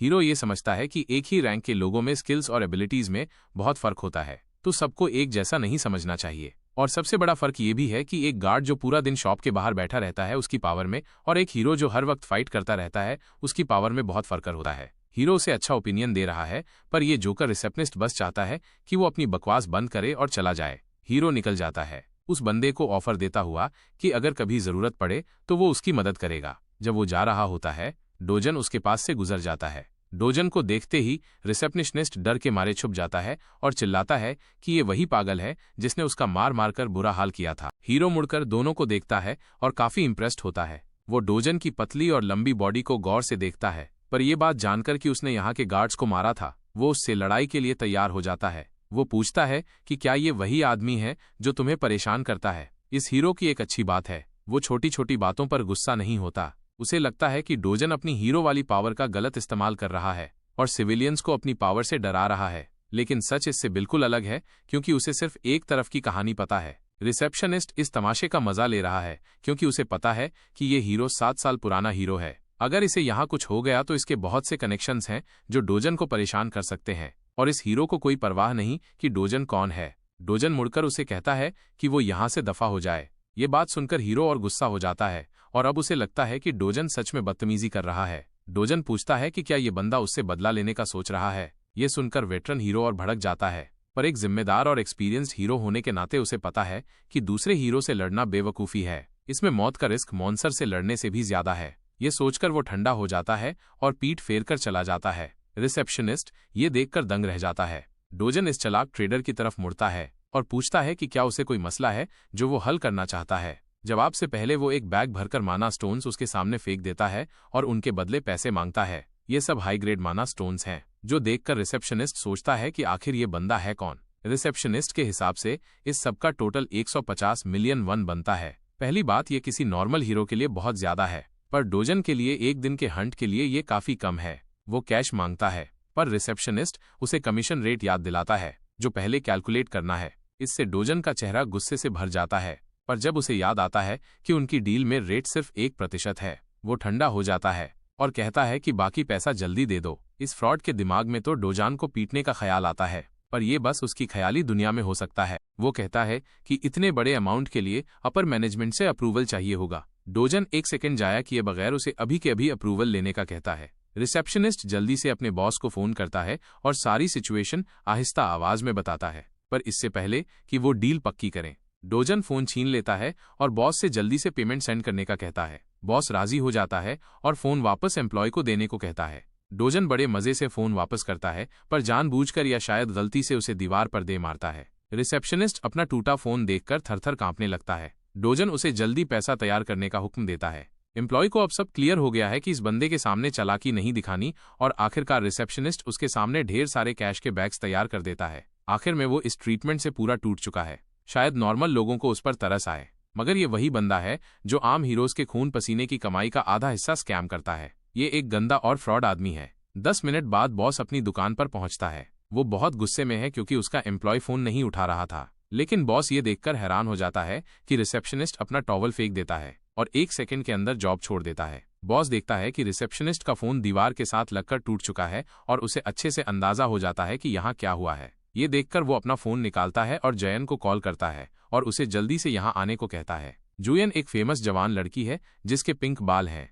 वो इतनी फेमस है कि लोग उसे हुनुयन के नाम से पुकारते हैं और सेलिब्रिटी जैसा ट्रीट करते हैं। ऊपर से उसका आउटफिट इतना जबरदस्त है कि हर बंदा उसकी तारीफ करता है। वो दुकान पर पहुंचती है तो रिसेप्शनिस्ट उसे देखकर दंग रह जाता है। वो एक प्यारी सी स्माइल के साथ हेलो करती है। लोग उसके बारे में इतना हंगामा इसलिए कर रहे हैं क्योंकि वो पूरे कंट्री की 4th रैंक हीरो है और बहुत कमाल की हीरो है। लोग झूठी अफवाहें फैलाते हैं कि वो बॉस की बहन की बेटी है, पर बॉस खुद सोच में पड़ जाता है कि वो यहाँ क्या कर रही है। जुयन बताती है कि उसे अपने चाचा के रिक्वेस्ट पर एक बदमाश हीरो को संभालने के लिए बुलाया गया है। सारी सिचुएशन में इंटरेस्ट लेते हुए ये स्टाइलिश रैंक हीरो बैठ जाती है। वो सुनना चाहती है कि क्या चल रहा है। दूसरी तरफ डोजन अपनी रिप्ड बॉडी के साथ धूप में मेडिटेट कर रहा होता है। उसने पूरा दिन हंट किया, पर जो रिवॉर्ड मिला वो कुछ खास नहीं था। जैसा हाल चल रहा है, उसे अपने फ्यूचर की बहुत फिक्र है। सबसे पहले उसे उस लेवल तक पहुंचना है जहां वो अकेला रैंक गेट्स क्लियर कर सके। इसका मतलब है कि उसे अपनी पुरानी पावर वापस पाने के लिए ट्रेनिंग करनी होगी। ये ट्रेनिंग का टाइम है। डोजन की इस जिंदगी का सबसे बड़ा चैलेंज ये है कि पुरानी दुनिया के मुकाबले यहाँ की माइना डेंसिटी काफी कम है। इसका मतलब है कि अगर वो पूरी कोशिश से माइना कलेक्ट करे तब भी उसे अपनी पुरानी पावर लेवल तक पहुंचने में कम से कम 3 साल लगेंगे, और अगर हालात खराब हुए तो उससे भी ज्यादा। अच्छी बात यह है कि वो बेहतर इक्विपमेंट लेकर अपनी पावर बढ़ा सकता है, पर मसला यह है कि सबसे बेकार वेपन्स भी 100 मिलियन में आता है। ये पैसा बर्बाद करने जैसा है। अचानक उसकी बॉडी में डर की फीलिंग आती है। उसे किसी पावरफुल चीज की प्रेजेंस फील होती है। वो अपना फोकस यूनियन पर करते हुए तेजी से अपनी बहन को पकड़ता है और सबको जल्दी से अंदर जाने को कहता है। अंदर जाकर वो कमरा बंद कर देता है, जबकि उसकी दादी बिना सब्र किए उससे पूछती है कि क्या हो रहा है। पूरी बिल्डिंग एक जोर के झटके से हिलती है, जिससे दादी डर के मारे पूछती है कि क्या ये अर्थक्वेक है। छोटी यूनियो बहुत घबरा जाती है, पर सच सिर्फ डोजन को पता है। ये कोई अर्थक्वेक नहीं, कुछ और है। डोजन बाहर से आती हुई पावरफुल और खतरनाक एनर्जी को फील करता है। एक रिफ्ट उनकी दुनिया में खुल गया है और वो भी उनके घर के बिल्कुल ऊपर है। इस प्रॉब्लम को संभालने के लिए वो तेजी से दौड़ता है और अपने प्यारों को अंदर ही रहने को कहता है, क्योंकि बाहर जाना खतरनाक है। फिर डोजन फुल स्पीड से रिफ्ट के एंट्रेंस में घुस जाता है। अंदर जाते जाते उसे आखिरी आवाज सुनाई देती है। उसकी दादी और बहन रोते हुए उसका नाम लेती है। दूसरी तरफ हीरो एसोसिएशन में सब मेंबर्स को एकदम अलर्ट कर दिया जाता है, क्योंकि मापो रीजन के ऊपर एक रिफ्ट खुल गया है। ये पिछले रिफ्ट के 63 दिन बाद हुआ। मैनेजर को पता है कि व्हाइट लाइन गिल्ड मापो के सबसे क्लोज, तो वो अपने स्टाफ को व्हाइट गिल्ड को जल्दी से कांटेक्ट करने का कहता है और साथ ही उस रिफ्ट के पास सारे हीरोज को अलर्ट करने को कहता है ताकि सिचुएशन को कंट्रोल किया जा सके। रिफ्ट के एग्जैक्ट लोकेशन को देखते ही उसे पता चलता है कि ये एक घर के ऊपर खुला है। ये उनके लिए भी मुश्किल सिचुएशन है, क्योंकि अगर कोई सिविलियन रिफ्ट में घुस जाता है तो उसकी मौत पक्की है। और दूसरी बात, रिफ्ट किसी और को अंदर जाने नहीं देता, और अगर अंदर का इंसान मर जाता है तो 10 दिन में मॉन्स्टर्स की एक खतरनाक वेव बाहर आएगी जो उस एरिया के लोगों के लिए तबाही बन जाएगी। ये मॉन्स्टर वेव इतनी पावरफुल होगी कि सोल सिटी पूरी तरह खतरे में पड़ जाएगा। मैनेजर को क्यूरियोसिटी होती है कि आखिर कौन है वो जो रिफ्ट में घुस गया है। तभी उसे पता चलता है कि सीओ डोजान ने एक्शन लिया है, क्योंकि वो उस घर का रेजिडेंट है। डोजन की दादी उन्हें बताती है कि वो अपनी फैमिली को बचाने के लिए रिफ्ट में घुस गया है। उन्हें लगता है कि वो कोई हीरो नहीं है, और ये बात प्रॉब्लम को और मुश्किल बना देती है, क्योंकि एक आम इंसान का रिफ्ट से जिंदा वापस आना नामुमकिन सा है। इससे हीरो एसोसिएशन का पूरा स्टाफ परेशान हो जाता है, क्योंकि वे कुछ नहीं कर सकते। दूसरी तरफ डोजान की सौतेली माँ हंगजू गुस्से में आग बबूला हो जाती है जब उसे डोजान की न्यू पावर्स की खबर मिलती है। उसे यकीन नहीं होता कि इतना कमजोर लड़का आज इतना पावरफुल हो गया है। उसका असिस्टेंट रिपोर्ट देता है कि चाहे डोजान ने हीरो एसोसिएशन में ऑफिशियली रजिस्टर नहीं किया, पर यह कंफर्म हो गया है कि पिछले गेट से वापस आने के बाद उसकी न्यू पावर्स अनलॉक हो गई है। ये बात हंगजू को गुस्से में पागल कर देती है, क्योंकि कांग चोलवू को काम खत्म करना था, पर उसने डोजन को और मजबूत कर दिया। वो पागलों की तरह गुस्सा करती हुई टेबल पर मुक्का मारती है और पूछती है कि ये लोग उसे खुद क्यों नहीं मार सके। उसे इस बात का भी गुस्सा है कि उन्होंने उस काम के पैसे लिए जो उन्होंने पूरा भी नहीं किया। वो मैनेजर ली पर गुस्सा करती है और कंग चोलवू को मैसेज भेजती है कि अगर उसने डोजन को खुद नहीं मारा तो उसे 10 गुना पैसा वापस करना होगा। लेकिन तभी उसका असिस्टेंट बताता है कि शायद अब उन्हें उससे कांटेक्ट करने की जरूरत भी नहीं पड़े। वो उसे नए रिफ्ट के बारे में बताता है जो डोजन के घर के ऊपर खुला है, और ये कंफर्म है कि डोजन उसमें घुस गया है। ये सुनते ही हंगजू खुश हो जाती है, क्योंकि उसे लगता है कि डोजन जिंदा नहीं बचेगा। वो थोड़ी चुप हो जाती है और एक बार के लिए नॉर्मल दिखती है, लेकिन अपने असिस्टेंट को कहती है कि सिचुएशन को देखते रहें जब तक और न्यूज नहीं आती। इधर डोजन अभी रिफ्ट के डोमेन में पहुंचा है। ये एक जंगल है, वही जंगल जहां वो अपनी जवानी में मजा करता था। जंगल बिल्कुल वैसा ही है जैसा उसे याद था। हर चीज वैसी की वैसी ही है। यहाँ का डीप मैना भी उसी तरह का है जैसा पहले हुआ करता था। रास्ते में चलते हुए वो दुनिया के सबसे पावरफुल वर्ल्ड ट्री से दोबारा मिलकर खुश हो जाता है। ये ट्री माना को उसके सबसे प्योर फॉर्म में निकालता है। ये ट्री दुनिया की पावर को बैलेंस करता है। इतना डिवाइन है कि जब पुरानी दुनिया तबाह हुई तो ये ट्री जलकर राख हो गया था और माना का फ्लो हमेशा के लिए खत्म हो गया। पर इस रिफ्ट डायमेंशन में ट्री बिल्कुल ठीक है जैसा डोजन को याद था। उसे इसका रीजन नहीं पता, मगर एक बात पक्की है, वो इस ट्री से माना अब्जॉर्ब करके अपनी पुरानी पावर वापस ले सकता है।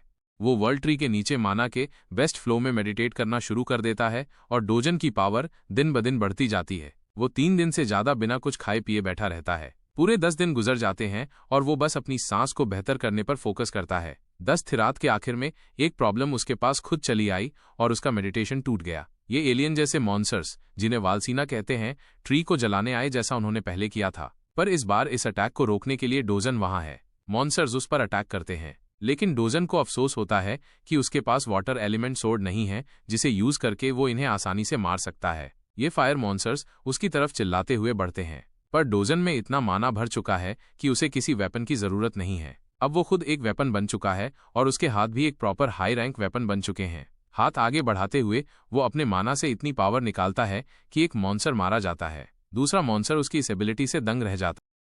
दरअसल ये था माना रिलीज अटैक, एक ब्लास्ट टाइप अटैक जो माना को एक बॉम्ब जैसे यूज करता है। डोजन ने काफी वक्त बाद इस एबिलिटी को ऐसे यूज किया है क्योंकि पहले उसका माना कम था। पर वॉल्सना मॉन्स्टर्स अभी खत्म नहीं हुए। डोजन पर अटैक करते हुए वे अपने मुंह से लेजर बीम्स छोड़ते हैं। ये बीम्स तेजी से डोजन की तरफ आते हैं, पर वो चिल रहकर अपने माना से खुद को प्रोटेक्ट करता है। मॉन्स्टर्स की तरफ बढ़ते हुए उसकी बॉडी में माना का ओवरफ्लो होता है, तो वो कहता है कि उसने आखिर में वर्ल्ड ट्री को बचा लिया है और अब वो थोड़ी सी मस्ती करने के लिए और अपनी ट्रेनिंग के रिवॉर्ड का मजा लेने के लिए रेडी है।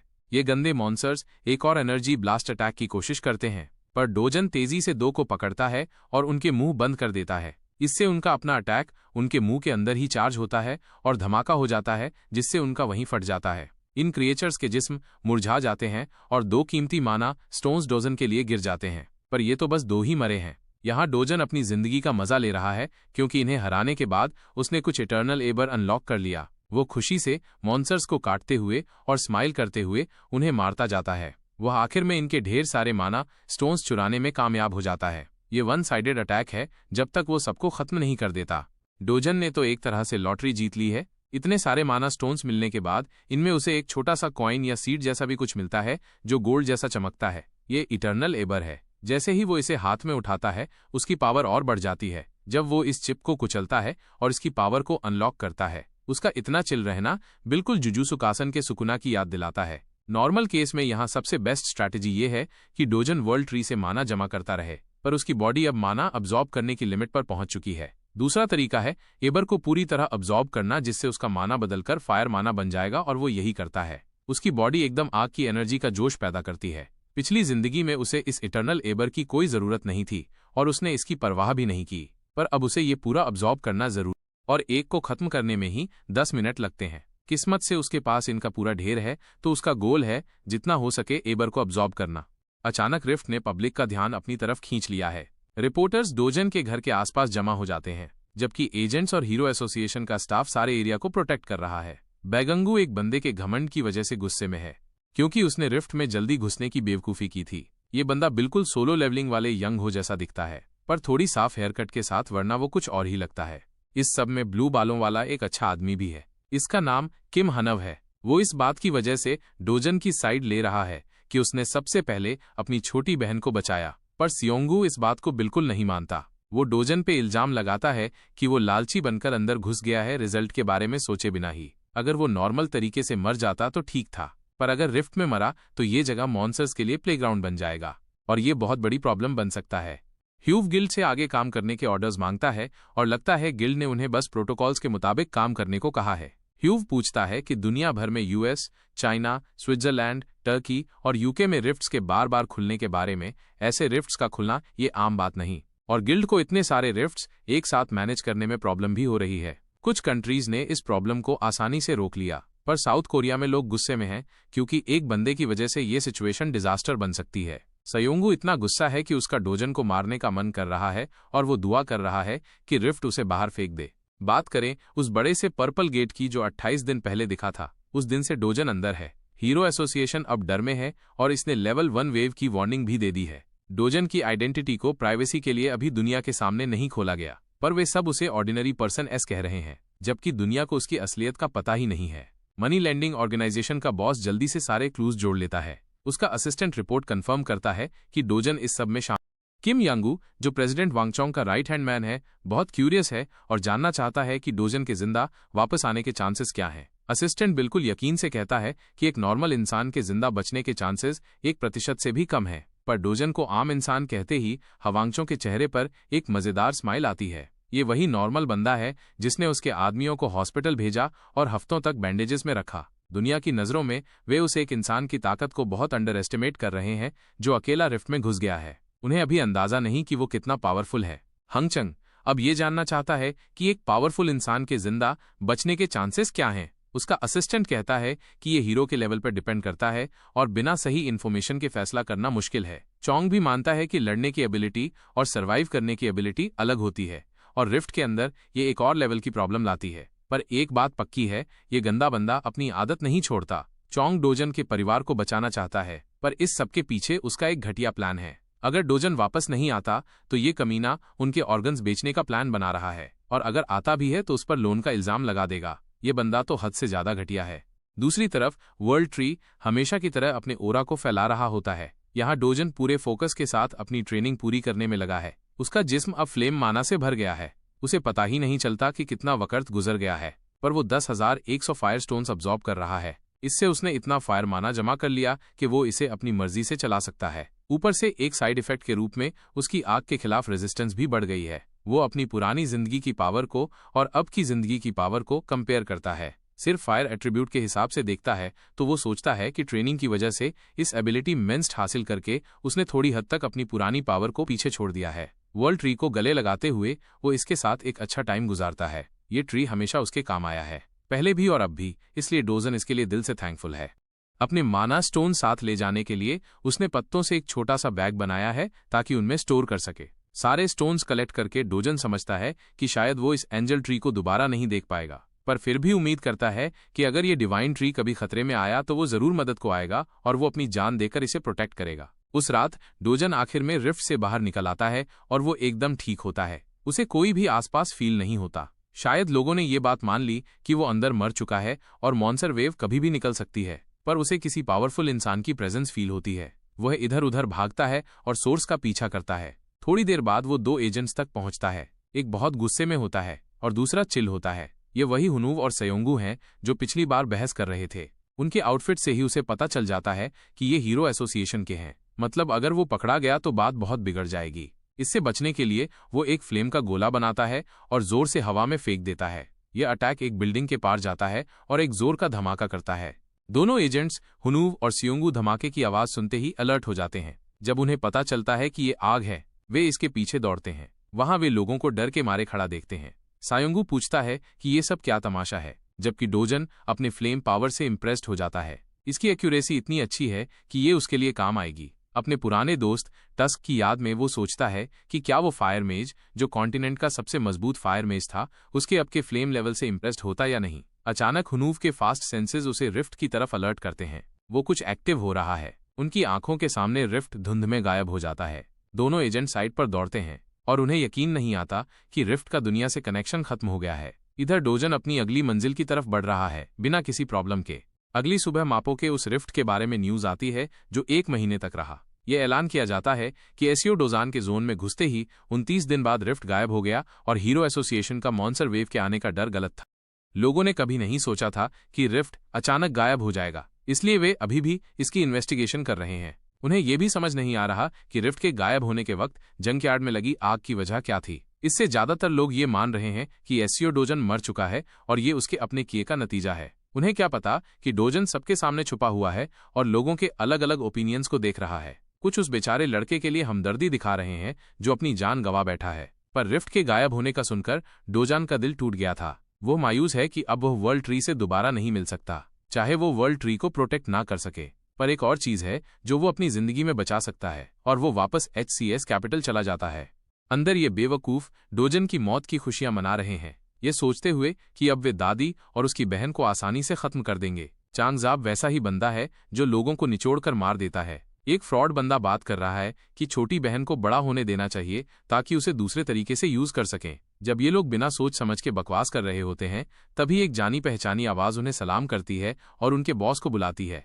सीन यहीं कट जाता है और हम चांग को देखते हैं जो खुशी से गाना गुनगुना रहा है। उसे यकीन है कि डोजन अब हमेशा के लिए मर चुका है। उसका असिस्टेंट आज के अपॉइंटमेंट्स रिव्यू करता है। ऐसा लगता है कि आज ज्यादातर वक्त वो फ्री है, सिर्फ एक CEO के साथ लंच करना है। ये सुनकर वो खुश हो जाता है क्योंकि आज रात वो मैडम कंग के क्लब में पार्टी कर सकता है। ये सब बेकार बातें चल रही होती है जब तक वो बिल्डिंग में नहीं घुस जाता। सीढ़ियां चढ़ते वक्त उसे अपने आदमी खिलौने की तरह उड़ते हुए दिखते हैं। उनका खून चारों तरफ बिखरा हुआ है और इस सब का कारण वो बंदा है जिसे उसने मरा हुआ समझ लिया था। डोजन उसे जमीन पर फेंक देता है और चांगजाब को कहता है कि वो कुत्तों की तरह उसके पास रेंगता आए। ये सख्त दिल ऑर्डर सुनकर कंपनी का प्रेसिडेंट कांप जाता है। डोजन असली लीडर की तरह बिहेव करता है और उसकी कुर्सी पर बैठ जाता है। वो अपना ऑर्डर रिपीट करता है और इस बेवकूफ चांगब को कुत्ते की तरह चलकर उसके पास आने का कहता है।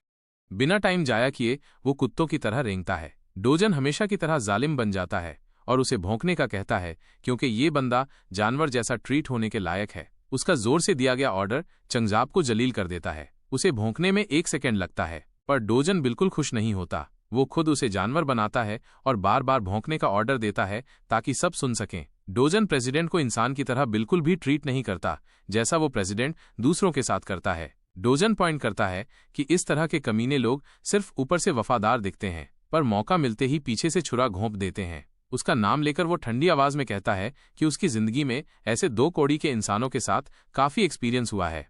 चंग अब गिड़गिड़ाता है और वफादार कुत्तों की तरह ऑर्डर मानने को तैयार हो जाता है, पर डोजन ने काफी सुन लिया था। वो उसके मुंह पर एक जोरदार थप्पड़ मारता है जिससे उसकी सांस ही निकल जाती है और खून निकलता है। असिस्टेंट ये तमाशा देखता है जब तक डोजन उसका नाम नहीं पुकारता। डोजन उसे कंपनी का नया बॉस कहता है और ओपिनियन देता है कि ऐसे कमीने के नीचे काम करना बंद कर दे क्योंकि ये लोग पीछे से छुरा मारने के लिए हमेशा तैयार होते हैं। वो असिस्टेंट को चांगब को मारने का पूरा परमिशन देता है, पर यह काम उस जैसे कैपेबल सर्वेंट के लिए बहुत बड़ा है। वो माफी मांगता है और कहता है कि उनके लीडर के बहुत कनेक्शंस हैं, तो अगर वो बॉस बनेगा तो हालात खराब हो जाएंगे। असिस्टेंट चांगब के लिए एक और बार माफी मांगता है, पर डोजन खेलना नहीं चाहता। वो सजेस्ट करता है कि चांगब के जिस्म को बैरल में बंद करके सारे सबूत एंडलेस समुंदर में फेंक दो। ये तो वही काम है जिसमें ये लोग माहिर हैं। जब बॉस के नौकर आसानी से नहीं मान रहे, डोजन एक अलग तरीका अपनाता है। डोजन पूरे ग्रुप को धमकाता है कि अगर उन्होंने इस ऑर्डर को नहीं माना तो वो सबको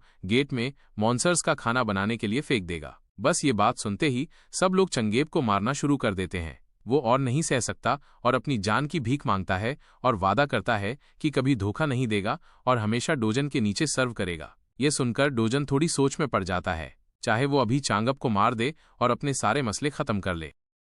पर इस जिंदगी में उसमें कुछ चेंज आया है। वो खुद भी मानता है कि न्यू डोजन अपने पुराने बेदर्द डोजन से थोड़ा नरम हो गया है, तो इस बार वो हाथ बढ़ाता है और उसे मौका देता है। वो सोचता है कि शायद चंगब अब तो नेक बन जाएगा और दुआ करेगा कि उसे दोबारा कभी डोजन का गुस्सा न झेलना पड़े। वो हीरो का हाथ मिलाता है और वादा करता है कि अब से बिना शर्त के उसके ऑर्डर मानेगा, लेकिन उसे कुछ अजीब लगता है। उसका हाथ उसे जलता हुआ फील होता है। डोजन थोड़ा नरम फील हो रहा था, पर अभी भी उसके अंदर पुराना डोजन मौजूद है। वो चंगाब को आंखों में आंखें डालकर कहता है कि ये उसका आखिरी मौका है। फिर डोजन उसका हाथ पूरा जला देता है।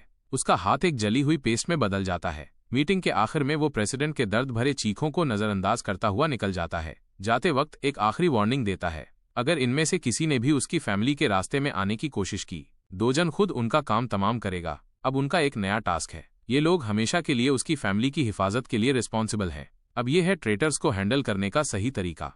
ऑफिशियली एसईओ डोजन नाम का बंदा बस एक आम सा इंसान था जो रिफ्ट के साथ गायब हो गया, पर असल में वो लोकल मैकडॉनल्ड्स में खाना खा रहा है। गवर्नमेंट, हीरो एसोसिएशन और मीडिया ने उसे कल की खबर की तरह भुला दिया। सबने उस इंसान को मरा हुआ मान लिया जो रिफ्ट में घुस गया था। अगर वो बाहर आकर दुनिया को बताया कि वो जिंदा है, कोई यकीन नहीं करेगा। ऊपर से सोलो रिफ्ट मिशन के बाद वापस आना सिर्फ सर दर्द और प्रॉब्लम्स लाएगा। वो हंग चांग अब उसके लिए एक नया और मुनासिब घर ढूंढ रहा है ताकि वो आराम से शिफ्ट हो सके। अब डोजन को अपनी छोटी बहन को मजेदार फास्ट फूड खिलाने का मौका मिला है। उसने उसे बताया कि वे एक अच्छे एरिया में शिफ्ट होने वाले हैं और यूनियम के लिए इससे ज्यादा खुशी की बात नहीं हो सकती थी। अब वो अपनी एज के बच्चों की तरह किंडरगार्टन जा सकेगी और अगले साल एलिमेंट्री स्कूल में एडमिट होगी। जब स्कूल का टॉपिक आया, यूनियम का मूड एकदम खराब हो गया। डोजन घबरा गया कि ऐसा क्या हो गया। वो खतरनाक मॉन्स्टर्स को काटना जानता है, पर बच्चे को मनाना उसके बस की बात नहीं। वो हैरान रह गया जब उसकी बहन ने कहा कि दूसरे बच्चे उसे अकेला होने के लिए छेड़ते हैं। अपनी प्यारी बहन का ये दुख सुनकर डोजन का दिल टूट गया। अगर उसे उन बदतमीज बच्चों के साथ नहीं रहना तो नहीं रहना पड़ेगा। वे छोटे कमीने एक दिन अपना हिसाब जरूर चुकाएंगे। ये जानकर कि उसे किंडरगार्टन नहीं जाना पड़ेगा, यूनियन फिर से खुश हो जाती है। अंदर ही अंदर डोजन एक प्लान बना रहा है ताकि अपनी छोटी बहन को एक अच्छे प्राइवेट स्कूल में भेजें जहां कोई उसे छोटा समझने की हिम्मत न करे।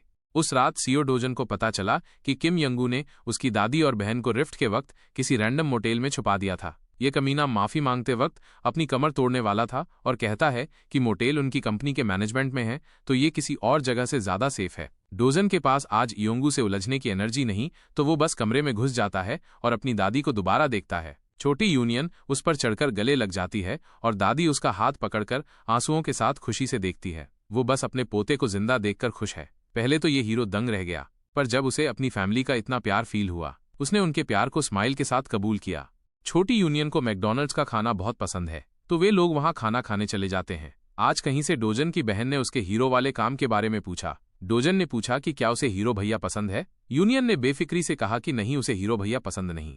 ये कूल है कि हीरोज पावरफुल और ऑसम होते हैं, पर वे हमेशा खतरनाक मॉन्स्टर्स से लड़ते हुए खतरे में रहते हैं, कभी कभी मर भी जाते हैं। छोटी यूनियन बस चाहती है कि उसका भाई, उनकी दादी और उसके साथ बहुत लंबे टाइम तक जिंदा रहे। डोजन ने सारी जिंदगी फाइट्स की थी और इतना खून खराबा करके वो सख्त दिल हो चुका था, इसीलिए किसी और इंसान का उसके लिए फिक्र करना एक नई सी फीलिंग है। पिछली दुनिया के सख्त माहौल में वो आखिरी इंसान था जो जिंदा बचा था। उसने ऐसे मॉन्स्टर्स और क्रिएचर्स से फाइट की जो यहाँ के हीरोज की सोच से भी ज्यादा खतरनाक हैं। इस दौरान उसने बहुत कुछ खोया है। अब जब उसे एक नई दुनिया में दूसरा चांस मिला है और अब उसके पास कुछ कहीमती आ गया है, वो फीलिंग्स जो उसने कब की खत्म कर दी थी उसके अंदर वापस उभर रही है। इस दुनिया में शायद वो खुशी से जी सके, शायद एक सुकून भरी जिंदगी जी सके। जब वो अंदर से ये गर्म और नरम एहसास महसूस कर रहा था, कोरिया हीरो एसोसिएशन में नेट वोंग हंगामा मचा हुआ था। कोरिया हीरो एसोसिएशन का फाउंडर और वर्ल्ड हीरो फेडरेशन का डायरेक्टर पहले रिफ्ट के सामने आने पर परेशान थे और अब उसके अचानक गायब हो जाने पर और भी ज्यादा हैरान हो गए थे।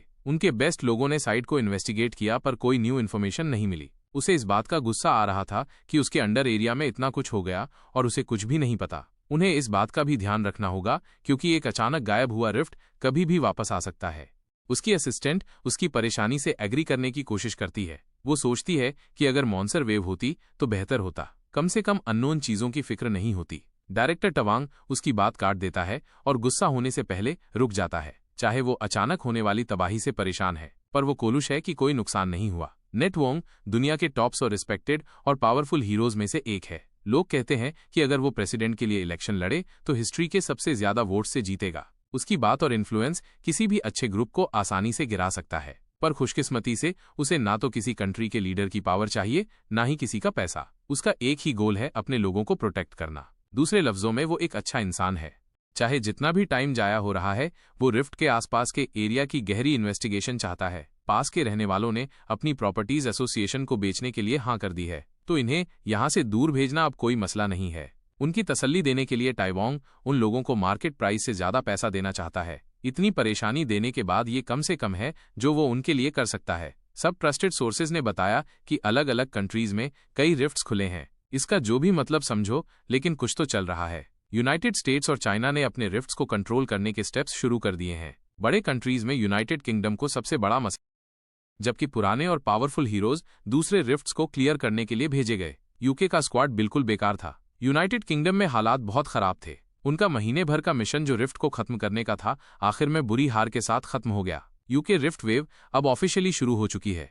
दूसरी तरफ यहाँ सिटी में लोग अपने डेली के काम में बिजी हैं और रश में एसीओ डोजन भी लोगों के साथ घूम रहा है। वो आज हीरो कॉम्प्लेक्स में अपनी फेवरेट शॉप पर जा रहा है। जब वो दरवाजा खोलकर अंदर घुस रहा था, काउंटर पर खड़ा बंदा अपने आप सलाम करता है, पर डोजन का चेहरा देखकर उसकी आवाज बंद हो जाती है। उसे एकदम गजबज बम्स आते हैं और उसकी बॉडी का हर बाल डर से खड़ा हो जाता है जब वो डोजन को देखता है। आज उसका मैनेजर दुकान में है तो वो खुश है कि उसे खतरनाक कस्टमर का सामना अकेले नहीं करना पड़ेगा। मैनेजर जल्दी से अपना न्यूज़पेपर बंद करता है और ऊपर देखता है। वो उससे नॉर्मल आवाज में बात करता है, लेकिन उसकी आवाज में थोड़ा सा गुस्सा भी है। वो सोचता है कि ये वही बंदा है जो उसके कैशियर को डराकर लो ग्रेड क्रिस्टल्स खरीदने के लिए फोर्स करता है।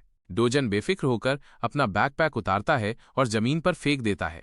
वो कहता है कि ये अच्छी बात है कि मैनेजर आज खुद यहाँ है, तो उसके मैजिक क्रिस्टल्स की सेल जल्दी हो जाएगी। मैनेजर को लगता है कि जमीन पर लो ग्रेड क्रिस्टल्स का एक और ढेर बिखरेगा। उसे ऐसे छोटे धंधे में कोई इंटरेस्ट नहीं है, लेकिन वो डोजन को दूर नहीं करना चाहता। वो बस फेयर ट्रेड चाहता है। पर मैनेजर या कोई भी समझदार ट्रेडर सिर्फ 1% फी नहीं ले सकता। मैनेजर कहता है कि बेहतर होगा अगर ये लड़का यहाँ से चला जाए। डोजन उसे समझाता है कि उसके साथ बिजनेस ना करना मैनेजर के लिए बहुत बड़ी गलती होगी, जिसका उसे बाद में बहुत अफसोस होगा। मैनेजर ने डोजान के बैग को एक बार भी खोलकर चेक नहीं किया, बल्कि वो उसे यहाँ से भगाने के चक्कर में था। वो डोजान को आखिरी वार्निंग देता है और कहता है कि अगर वो नहीं गया तो अच्छा नहीं होगा। ये सुनकर डोजन गुस्से में बैकपैक को लात मारता है, जिससे उसके सारे स्टोन टाइल्स पर बिखर जाते हैं। काफी एक्सपीरियंस्ड स्टोन ट्रेडर्स होने की वजह से मैनेजर और वर्कर दोनों को जल्दी उन पत्थरों की क्वालिटी का अंदाजा हो जाता है। ये गंदा सा बैग असल में हीरो के लिए बेस्ट मैजिक क्रिस्टल से भरा था, एक बेशकीमती ट्रेजर जो पैसों से नहीं खरीदा जा सकता। डोजन को अंदाजा है कि ये चीज कितनी कीमती है। उसे पता है कि उसके पास सबसे प्रीमियम सामान है। इन क्रिस्टल्स को नॉर्मली यूज नहीं किया जाता, बल्कि बहुत रेयर और खतरनाक चीजें बनाने में किया जाता है। काफी टाइम पहले इन मैजिक क्रिस्टल्स का इस्तेमाल एक फेमस मैक्सिकन ड्रग लॉर्ड कोरसमन ने न्यू एज ड्रग बनाने में किया था। एक रात लेबोरेटरी में एक एक्सीडेंट होने की वजह से उसे इन स्टोन्स की पावर का पता चला। हीरो मैजिक क्रिस्टल ने कोरसमन को एक पावरफुल हीरो में बदल दिया, और तब से ये क्रिस्टल हीरो को पावरफुल करने और माना को बढ़ाने के लिए यूज होता है, और इस वजह से ये प्राइसलेस बन गया है। इतना रेयर एनर्जी सोर्स को अल्ट्रा हाई एंड प्रोडक्ट के लेवल पे रखा जाता है। अपनी पावर दिखाने के लिए डोजन इन बेवकूफों को ऑर्डर देता है कि वे उसका सामान वापस पैक करें, और वो निकल जाता है। मिस्टर मैनेजर जल्दी से अपना बकवास करने का अंदाज बदलता है और एकदम से स्वीट और वेलकमिंग बन जाता है, और डोजन को वीआईपी सीट्स तक ले जाता है और ड्रिंक ऑफर करता है, जबकि उसका कैशियर क्रिस्टल्स को पॉलिश करने लगता है। डोजन को ये देखकर खुशी होती है कि अब वे उसे वीआईपी ट्रीटमेंट दे रहे हैं। कुछ देर पहले वे लोग उसे भगा रहे थे और अब वो ठंडा ड्रिंक्स पी रहा है। डोजन उनसे डिमांड करता है कि वो उसे फुल पेमेंट करेंगे और सिर्फ 0.5% कमीशन काटेंगे। जैसे ही मैनेजर थोड़ा सा डील बदलने की कोशिश करता है, डोजन डील खत्म करने की धमकी देता है। पिछली ट्रेड्स में डोजन 1% पर राजी था, अब वो इस कम रेट को और कम कर रहा है। उसे ये सब करने की जरूरत नहीं है, लेकिन उनके रूड बिहेवियर की वजह से वो बस गुस्से में ये कर रहा है। जवाब में मैनेजर सिर झुकाता है। मैनेजर और जितनी माफी मांग सकता है मांगता है, पर डोजन खाली माफियों से थक चुका है। इसलिए अब या तो वो उसका रेट एक्सेप्ट करे या वो अपना बिजनेस कहीं और ले जाएगा और बात खत्म। काउंटर पर कैशियर अंदर ही अंदर डोजन को रूट कमीना कहता है। मैनेजर जब देखता है कि उसकी एक्टिंग इस लड़के पर काम नहीं कर रही, वो डोजन को मैजिक क्रिस्टल मार्केट और उसकी प्राइस पर लेक्चर देना शुरू कर देता है, ताकि किसी तरह वो कमीशन बढ़ा दे। डोजन के पास इतनी लंबी बकवास सुनने का टाइम नहीं है।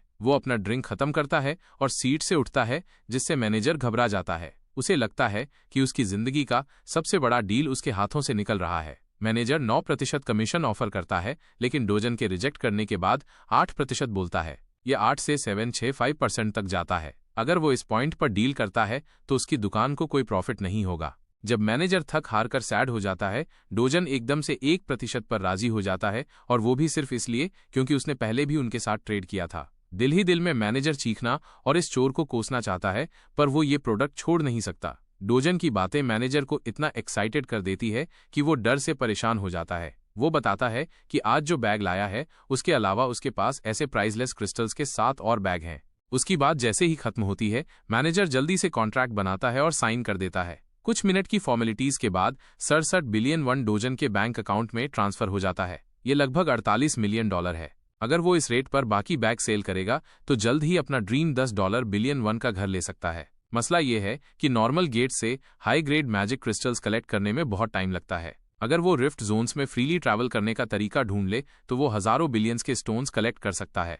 तभी वो अपने फोन स्क्रीन को देखता है। एक मैसेज पूरे कंट्री में भेजा जाता है। यूनाइटेड किंगडम के साउथ रीजन में रिफ्ट टूटने के बाद मॉन्स्टर वेव शुरू हो चुकी है, और अब इस बारे में आखिरकार पब्लिक को इन्फॉर्म कर दिया गया है। तब तक यूके तक कोई भी ट्रैवल नहीं कर सकता। इस सब आफत के बारे में सुनने के बाद डोजन का दुकान के मैनेजर को तंग करने का मूड चला जाता है। वैसे तो रिफ्ट नजर आने के बाद चाहे कोई भी कंट्री या एसोसिएशन उस पर कंट्रोल करती, वो खरीद रिफ्ट सील करने के लिए चला जाता ताकि सारी लूट ले सके। पर अब वो वैसा बंदा नहीं है। उसके पास आज रात के लिए ज्यादा जरूरी काम है, जहां उसका होना जरूरी है।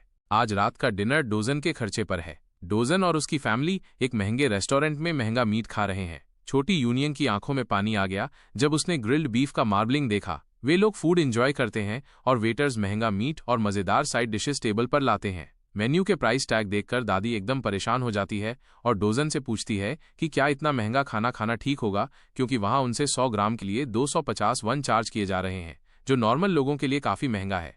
डोजन अपनी दादी को बेफिक्र होने के लिए कहता है और बताता है कि उसने अपने क्रिस्टल के ढेर से इतना पैसा कमा लिया कि वे जितना चाहे खा सकते हैं और उसके बैंक अकाउंट पर कोई असर नहीं पड़ेगा। यूनियंग ने जैसे ही उस महंगे बीफ का बाइट लिया, उसे इसके टेस्ट से प्यार हो गया। डोजन ग्रिल पर और बीफ डालता रहा, जबकि उसकी दादी अब भी परेशानी से देखती रही। उनका खाना अभी खत्म नहीं हुआ, बल्कि अभी fresh ribs, prime ribeye, strip loin और स्कर्ट मीट का एक और पैकेज टेबल पे आने वाला है। इस दफा तो खाना बहुत ज्यादा है और सिर्फ 3 लोग इतना खाना कैसे खत्म करेंगे। पर दादी डोजन की भूख को कम समझ रही हैं। उनकी फिक्रों को दूर करने के लिए छोटी यूनियंग दादी को महंगा खाना ट्राई करने के लिए मनाती है। अपनी प्यारी बेटी के इस ऑफर को वे रिजेक्ट नहीं कर सकीं। आखिर दादी खाना खाने के लिए मान जाती हैं। उस महंगी मीट की बाइट खाते ही उनकी सारी फिक्रें हवा में उड़ जाती हैं। इसके बाद ये हैप्पी फैमिली अपने शानदार डिनर का मजा लेती है और खुद हंसी के साथ एंजॉय करती है। डोजन को पता नहीं चलता कि अचानक एक मॉडल जैसी खूबसूरत लड़की रेस्टोरेंट में एंटर होती है। जहां भी वो गुजरती है, बाकी गेस्ट्स के मुंह उसे देखने के लिए घूम जाते हैं। वो सीधा सीईओ डोजन की तरफ बढ़ती है और उससे बात करने की कोशिश करती है। वो बस थोड़ी देर बात करना चाहती है, न ज्यादा न कम। इससे पहले कि वो अपनी आने की वजह बताए, डोजन उसकी बात काट देता है, क्योंकि उसने उसके फैमिली डिनर को डिस्टर्ब किया है। अगर उसे कुछ कहना है तो खाना खत्म होने तक इंतजार करना होगा। हुनुयान अपना नेम कार्ड निकालती है, इस उम्मीद के साथ कि शायद डोजन उसका नाम सुनकर उससे अभी बात कर लेगा। पर डोजन के लिए ये सब मैटर नहीं करता। वो वापस मीट ग्रिल करता है और उसे खाना शुरू कर देता है और उस लड़की को पूरी तरह इग्नोर कर देता है। इस तरह मशहूर एस रैंक हंटर अपनी नाकाम और हैरान होकर रेस्टोरेंट के वेटिंग रूम में बैठ जाती है। एक स्टार जैसी लड़की जब नॉर्मल लोगों के बीच बैठती है तो खुद ब खुद सबका ध्यान अपनी तरफ खींचती है। मर्द और औरतें चुपके चुपके उस हीरोइन को देखते हैं जो हीरोज के टॉप पर खड़ी है। वो ना सिर्फ नेशनल एस क्लास हीरोज के रैंकिंग्स में चौथे नंबर पर है, बल्कि लोग उसे दुनिया के टॉप 10 सबसे सुंदर हीरोज में भी रैंक करते हैं। हर सिविलियन के दिमाग में एक ही सवाल था कि ये कौन है जो हुनुयान को वेट करा रहा है। सब लोगों की बातों को इग्नोर करते हुए जुयान उस छोटी सी कॉन्वर्सेशन को याद करती है जो उसने अभी कुछ मिनट पहले की थी। जहां तक उसे पता है, सीईओ डोजन 2 महीने पहले अपने पहले गेट में घुसा था और जिंदा निकला था, और अब सबको शक है कि उसकी नई पावर्स अनलॉक हो गई हैं। मापू रिफ्ट इंसिडेंट में लोगों ने उसे डेड मान लिया था, पर यहाँ वो जिंदा है और अपनी फैमिली के साथ खाना खा रहा है। ये सब बातें कोई सेंस नहीं बना रही हैं। ऊपर से डोजन की नज़र ने इस एस रैंक हीरो जुयान को भी परेशान कर दिया है। एक ऐसे इंसान का एस रैंक पर पहुंचना नामुमकिन है जिसकी पावर्स अभी 2 महीने पहले अनलॉक हुई हों। ऑयल टाइकून कैफमोर ने अपना सारा पैसा माना स्टोन्स पर खर्च करके भी पीक तक पहुंचने में 5 महीने लगाए थे। इस सब के बारे में सोचते हुए जुयान सोचती है कि डोजन के पास जरूर कोई स्पेशल एबिलिटी है। आखिरकार डोजन, दादी और छोटी यूनियन का पेट भर गया है और अब उनका मूड काफी अच्छा है। जब वे लोग एग्जिट के पास आते हैं, जुयान डोजन से बात करने के लिए आती है, पर इससे पहले कि वो मुंह खोले, एक और ग्रुप रेस्टोरेंट में बदमाशी से चलता हुआ आता है। डोजन की आंखें गुस्से से भर जाती हैं जब वो उस बंदे को देखता है। ये गंदा दिखने वाला कमीना कंगचोल वो है। उसे अंदाजा नहीं था कि डोजन जिंदा होगा। उसे लगा था कि रिफ्ट में जाने के बाद वो मर गया है। वो डोजन की कॉकरोच जैसी हिम्मत से काफी खुश है। जुयान भी इस शैतान को एक नज़र में पहचान लेती है। रेस्टोरेंट के बीच में टेंशन बढ़ जाती है और एकदम साइलेंस हो जाता है। डोजन उस कमीने की बेकार बातों को इग्नोर करता है और जुयान को बुलाता है। कंगचोल वो हैरान हो जाता है जब एक एस रैंक हीरो डोजन से बात करती है। डोजन उसे कहता है कि वो थोड़ी देर उसकी फैमिली का ख्याल रखे और एक टैक्सी बुलाए ताकि वे घर जा सकें, क्योंकि वो नहीं चाहता कि वे यहाँ रहकर इस सब की वजह से परेशान हों। बेहतर होगा अगर वे दूर हों जब वो इन कुत्तों से डील करता है। लकीली हुनुयान एक समझदार लड़की है। वो डोजन के कहने पर टैक्सी बुलाती है और दादी और छोटी लड़की को यकीन दिलाती है कि सब ठीक होगा। वो उन्हें बाय कहती है, पर वो देखती है कि वे दोनों बहुत परेशान लग रही हैं। जुयान टैक्सी के जाने तक अजीब तरीके से खड़ी रह जाती है। जैसे ही टैक्सी रेस्टोरेंट से दूर जाती है, अंदर एक जोरदार थप्पड़ की आवाज गूंजती है। अपने प्यारों के जाने के बाद डोजन अब शरीफ बनने का नाटक खत्म करता है और इस कमीने को थप्पड़ मारता है। वो इतनी तेजी से मूव करता है कि कंगचोलवू को समझ ही नहीं आता कि 1 सेकंड में क्या हुआ। बस उसे गाल पर बहुत ज्यादा जलन फील होती है। इस जलालत भरे अटैक से शर्मिंदा होकर कंगचोलू गुस्से में दांत पीसता है और डोजन पर अटैक करने के लिए आगे बढ़ता है। एक वेटर उन्हें रोकने की कोशिश करता है, क्योंकि उसे डर है कि अगर इन हीरोज की फाइट और बढ़ी तो पूरा रेस्टोरेंट तबाह हो जाएगा। लेकिन इस मामले में इंटरफेयर करने की वजह से उसे भी मार खानी पड़ती है। पर उसका लक अच्छा था कि उसे ज्यादा चोट नहीं लगी। सीईओ डोजन ने आराम से सबको बाहर निकलने और कमरा खाली करने को कहा ताकि और किसी को चोट न लगे। कंग चोल्वू को आसानी से भड़काया जा सकता है। ये एक मसल ब्रेन बेवकूफ है जिसका दिमाग सही से काम नहीं करता। इसके लिए उसे फेस पर एक जोरदार पंच पड़ता है। जैसे ही उसे अपने सिर पर एक चीज टकराती हुई फील हुई, वो काफी इंजर्ड हो गया। कांग चोल्वू कमीना है जिसने असली सीईओ डोजान को एक गेट में बंद करके मरने के लिए छोड़ दिया था। भले ही डोजन को उससे नफरत नहीं है, लेकिन उसकी इस बंदे से गहरी दुश्मनी है और उसे बात करनी है। तभी चियोल वो बोल पड़ता है। ये एक गोबलिन जैसा दिखने वाला बदमाश है। वो हंसता है और बताता है कि डोजन की शैतान सौतेली माँ ने ये सब करवाया है। डोजन को खुशी होती है कि उसे अपना टाइम जाया नहीं करना पड़ा, क्योंकि इस बेवकूफ से जानकारी निकालना सोच से भी आसान है। फिर डोजन ने अपना फोन निकाला और वीडियो ऐप पर रिकॉर्ड का बटन दबाया। उसे बस एक साफ और छोटा सा कन्फेशन चाहिए और उसकी जिंदगी आगे बहुत आसान हो जाएगी।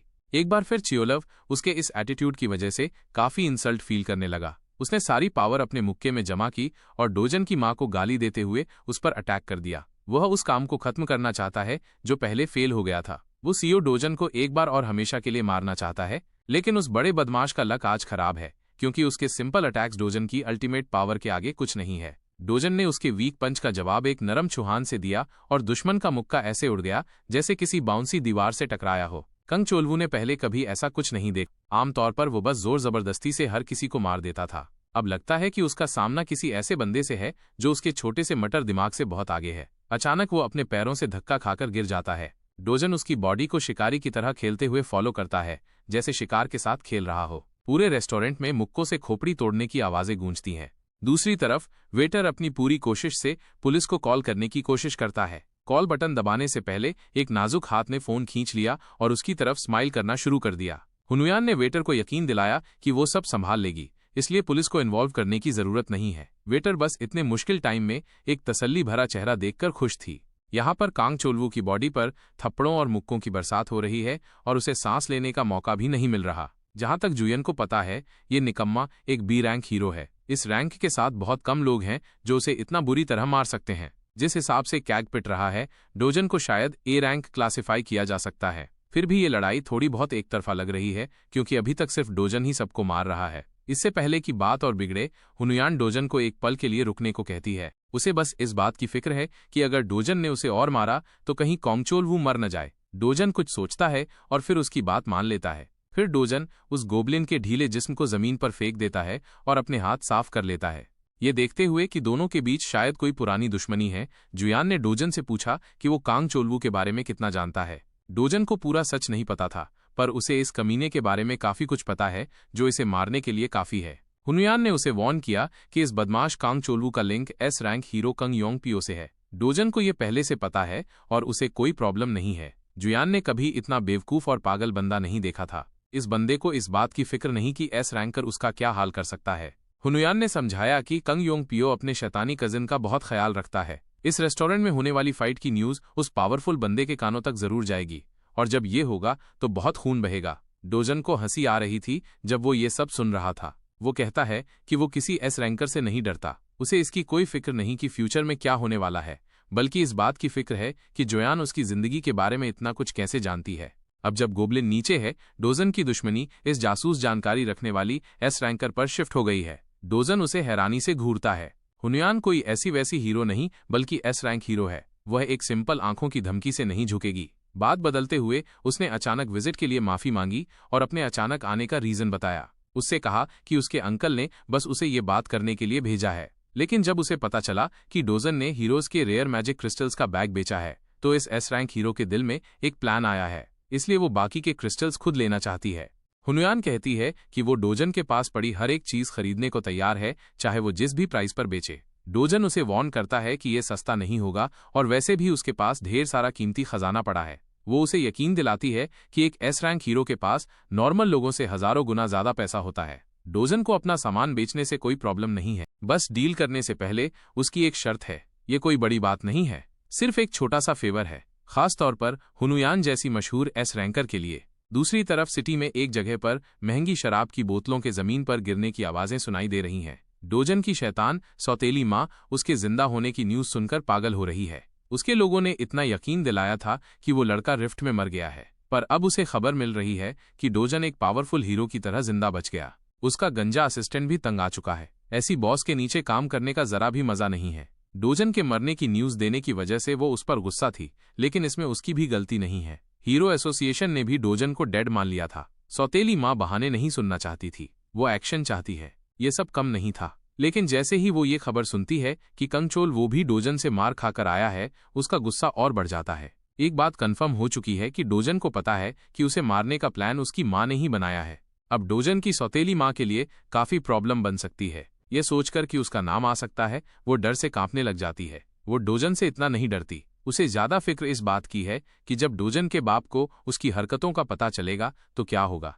वो सब कुछ छुपा सकती है, पर अगर मीडिया तक बात पहुंची तो उसकी कंपनी के स्टॉक प्राइस जमीन पर गिर जाएंगे और मिलियंस का लॉस होगा। इसलिए उसने अपने लोगों को मीडिया को रोकने का ऑर्डर दिया। अगर उन्होंने गलती की तो टी ग्रुप और डब्ल्यू ग्रुप सारे डील्स और एड्स बंद कर देंगे। सबसे पहले पुलिस को भी उनके अंडर होना चाहिए। इस मामले में सौतेली माँ के लोग पहले से ही हर बेस कवर करने के लिए चाल पड़ती हैं। ये सोचकर कि उसके बंदे ये काम संभाल लेंगे, उसके दिमाग से थोड़ी टेंशन कम हो जाती है। गंजा डायरेक्टर ली चुपके से कहता है कि चाहे वो कितने भी कवर अप क्यों ना कर ले, ये प्रॉब्लम इतनी आसानी से सॉल्व नहीं होगी। और इस बात पर गंजे डायरेक्टर के पास एक प्लान है जो इस सर दर्द को खत्म कर सकता है। बस कंगचोलवू के कजिन मशहूर कंग योंग पियो का इस्तेमाल करना होगा। यहाँ तक कि सौतेली माँ जैसी फेमस पर्सनैलिटी भी इस एस रैंकर के बारे में जानती है। कंगचोलवू शायद हीरो दुनिया में एक कचरा के रूप में बदनाम है, पर सब जानते हैं कि वो अपने पावरफुल कजिन के कितना करीब है, इसीलिए कोई उससे पंगा नहीं लेता। असल में कंगचोलवू बस एक बदमाश है जिसे उसका कजिन यूज करके उससे सारे इल्लीगल काम करवाता है ताकि उस पर कोई नाम ना आए। लेकिन दोनों दिमागी तौर पर हद से ज्यादा बेवकूफ हैं। अगर चोलवो पुलिस के हाथों पकड़ा गया या मीडिया में बदनाम हुआ तो ये एस रैंक हीरो के लिए भी प्रॉब्लम बन सकती है। असल में वो पहले से ही इस डिजास्टर से निपटने के लिए कदम उठा चुका है।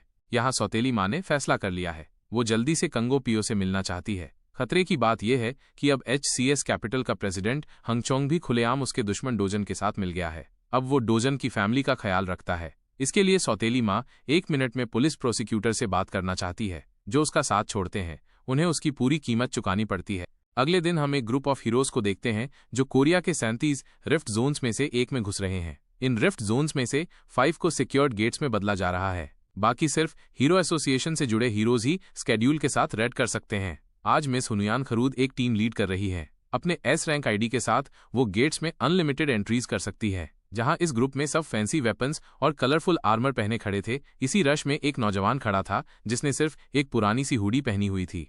हुनुयान ने क्लियो गिल्ड को हंट के लिए टेम्पररी तौर पर अपने साथ जाने के लिए सेलेक्ट किया। एस रैंक के हंट का पार्ट बनना बहुत रेयर है, इसलिए वे सब जोश में हैं। हुनुयान ने बताया कि वो बस कुछ फन करना चाहती थी और थोड़ी सी मसल स्ट्रेच करना चाहती है। असल में उसे ये पूरा सीन सेट करना पड़ा ताकि पीछे खड़े डोजन को गेट में क्लीन एंट्री मिल सके। डोजन ने अपना बाकी मैजिक क्रिस्टल का ढेर मार्केट प्राइस पर जयन को बेचने का प्रॉमिस किया, एक शर्त पर कि अगर वो उसे रिस्ट्रिक्टेड रिफ्ट जोन में घुसने देगी। वो बस हाई लेवल जोन्स में हंट करके ज्यादा पैसा कमाना चाहता है। ये सच है कि रिफ्ट जोन्स में हर तरह की लूट होती है, पर इतने मुश्किल जोन में प्रॉफिट के लिए बिना डर के जाना पागलपन है। खैर, हुनुयान को इससे कोई फर्क नहीं पड़ता। उसे किसी तरह बस वे हीरोज मैजिक क्रिस्टल्स बाय करने हैं। ये रिफ्ट काफी अजीब है। वे लोग काफी देर एक अंधेरी टनल में चलने के बाद आखिरी करार दूसरी तरफ एक जंगल में निकल आए। इस ग्रुप में एक हीरो से रहा नहीं जा रहा था। उसका नाम इंजू है। उसने जुएन से डोजन की असली पहचान के बारे में पूछना शुरू किया, क्योंकि वो काफी देर से उनके ग्रुप के पीछे आ रहा था। जुएन ने उसे बताया कि डोजन उसका कजिन है, लेकिन बाकी हीरोज को पता था कि वो झूठ बोल रही है। इंजू ने अंदाजा लगाया कि शायद वो क्वीन जून का बॉयफ्रेंड है। उनकी फिजूल बातों से तंग आकर जुएन ने इंजू को आधा सच बताया कि डोजन वहां इसलिए था क्योंकि उसका जुएन पर एक एहसान था। ये बहुत रेयर बात है कि एस रैंक हीरो पर कोई एहसान कर रहा हो। सब ये सुनकर हैरान रह जाते हैं। सब ग्रुप वाले अपनी अपनी बातों में बिजी थे कि अचानक एक बड़ी सी चीज सूरज के सामने आ गई और हर जगह अंधेरा हो गया। सब ने अपनी आंखें आसमान की तरफ उठाईं और एक खौफनाक दरिंदा देखा। खतरनाक कॉकेट्रीज से सामना। एक ए रैंक स्किल ग्रुप होने के नाते उन क्लियो हीरोज ने जल्दी से अपने वेपन्स निकाले और अपनी जगह संभाल ली। उनका पहला सामना किसी और से नहीं बल्कि खतरनाक कॉकेट्रीज का था। एक्सपर्ट रेडर होने के नाते जुएन ने इसे मारने की जिम्मेदारी ली और सबको ऑर्डर दिए। उसने जिंगू और डीएन को डिफेंस के लिए रेडी होने को कहा, जबकि सन्हो से उस मॉन्स्टर के पैरों पर निशाना लगाने को कहा। इससे पहले कि वो सबको रोल्स दे पाती, एक बंदा तेजी से सबके आगे निकल गया, एक बड़ी जंप मारी और उड़कर हवा में उस मॉन्स्टर के करीब पहुंच गया। डोजन ने लंबी ग्रुप प्लानिंग को इग्नोर किया और उस परिंदे के साथ 1-to-1 फाइट करने का प्लान बनाया। क्लियो हीरोज के मुंह खुले रह गए। उन्होंने कभी इतना बेवकूफ बंदा नहीं देखा था। अपने मुक्के में पावर जमा करते हुए डोजन ने एक पावरफुल अटैक करने की तैयारी की।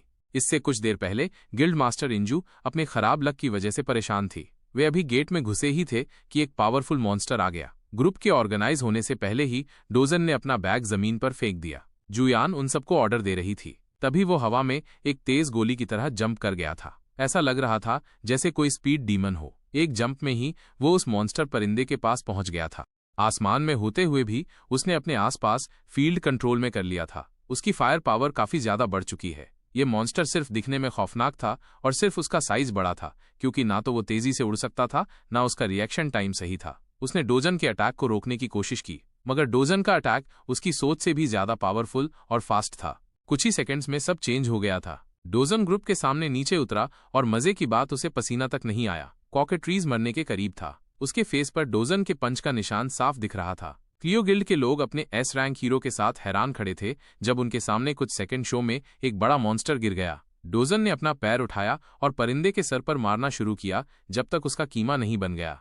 सबको लग रहा था कि वो शायद ज्यादा जोर कर रहा है, पर कॉकेट्राइज को मारने में बहुत पावर लगती है। जैसे जैसे डोजन उसे मार रहा था, उस मॉन्स्टर की खोपड़ी टूटने और खून निकलने की आवाजें आ रही थी, जिससे बाकी ग्रुप मेंबर्स डर रहे थे। खोपड़ी टूटने और खून छूटने की आवाजें ग्रुप को डरा रही थीं। अब इंजू सच में जानना चाहती थी कि ये बंदा कौन है। सच कहूं, जुयन खुद भी श्योर नहीं थी। बस इतना जानती थी कि एस बड़ी ईओ डोजन एक बहुत मजबूत इंसान है। उसे सिर्फ मजबूत कहना तो बड़ी बात को छोटा करना है। इस ग्रुप में सिर्फ कुछ ही हीरोज ऐसे हैं जो इस मॉन्स्टर को मार सकते हैं, जैसे अभी डोजन ने मारा है। कॉकेट्रीज को एक ही बार में मारना कोई नॉर्मल बात नहीं। जुयन ने इस काम को मामूली दिखाने के लिए अपनी बहन का नाम लिया, जो उन एलिट हीरोज की लिस्ट में है। फिर भी इंजू इस बात को भूल नहीं पा रही थी कि उनके बीच एक पावरफुल हीरो है। उसने पूरी फाइट को देखा और सारा टाइम हैरान थी। जुयन ने डोजन की स्पेशल पावर्स और डिसीजन लेने की एबिलिटी को नोट किया और उसके बारे में जुयन का ख्याल और बढ़ गया। वो इंजू की तरफ पलटी और एक नए प्लान के साथ बोली। अब वो डोजन के साथ सेंटर तक जाना चाहती है और बाकी ग्रुप को बाहर छोड़ना चाहती है ताकि वो सेफ रहे। जुयन फिर ध्यान से डोजन के पास गई, जो कॉकेट्रिस की बॉडी से लूट निकाल रहा था। इससे पहले कि वो बोलती, डोजन ने पहले ही कह दिया कि वो लूट उन लोगों से शेयर नहीं करेगा जिन्होंने किल करने में उसका जरा भी साथ नहीं दिया।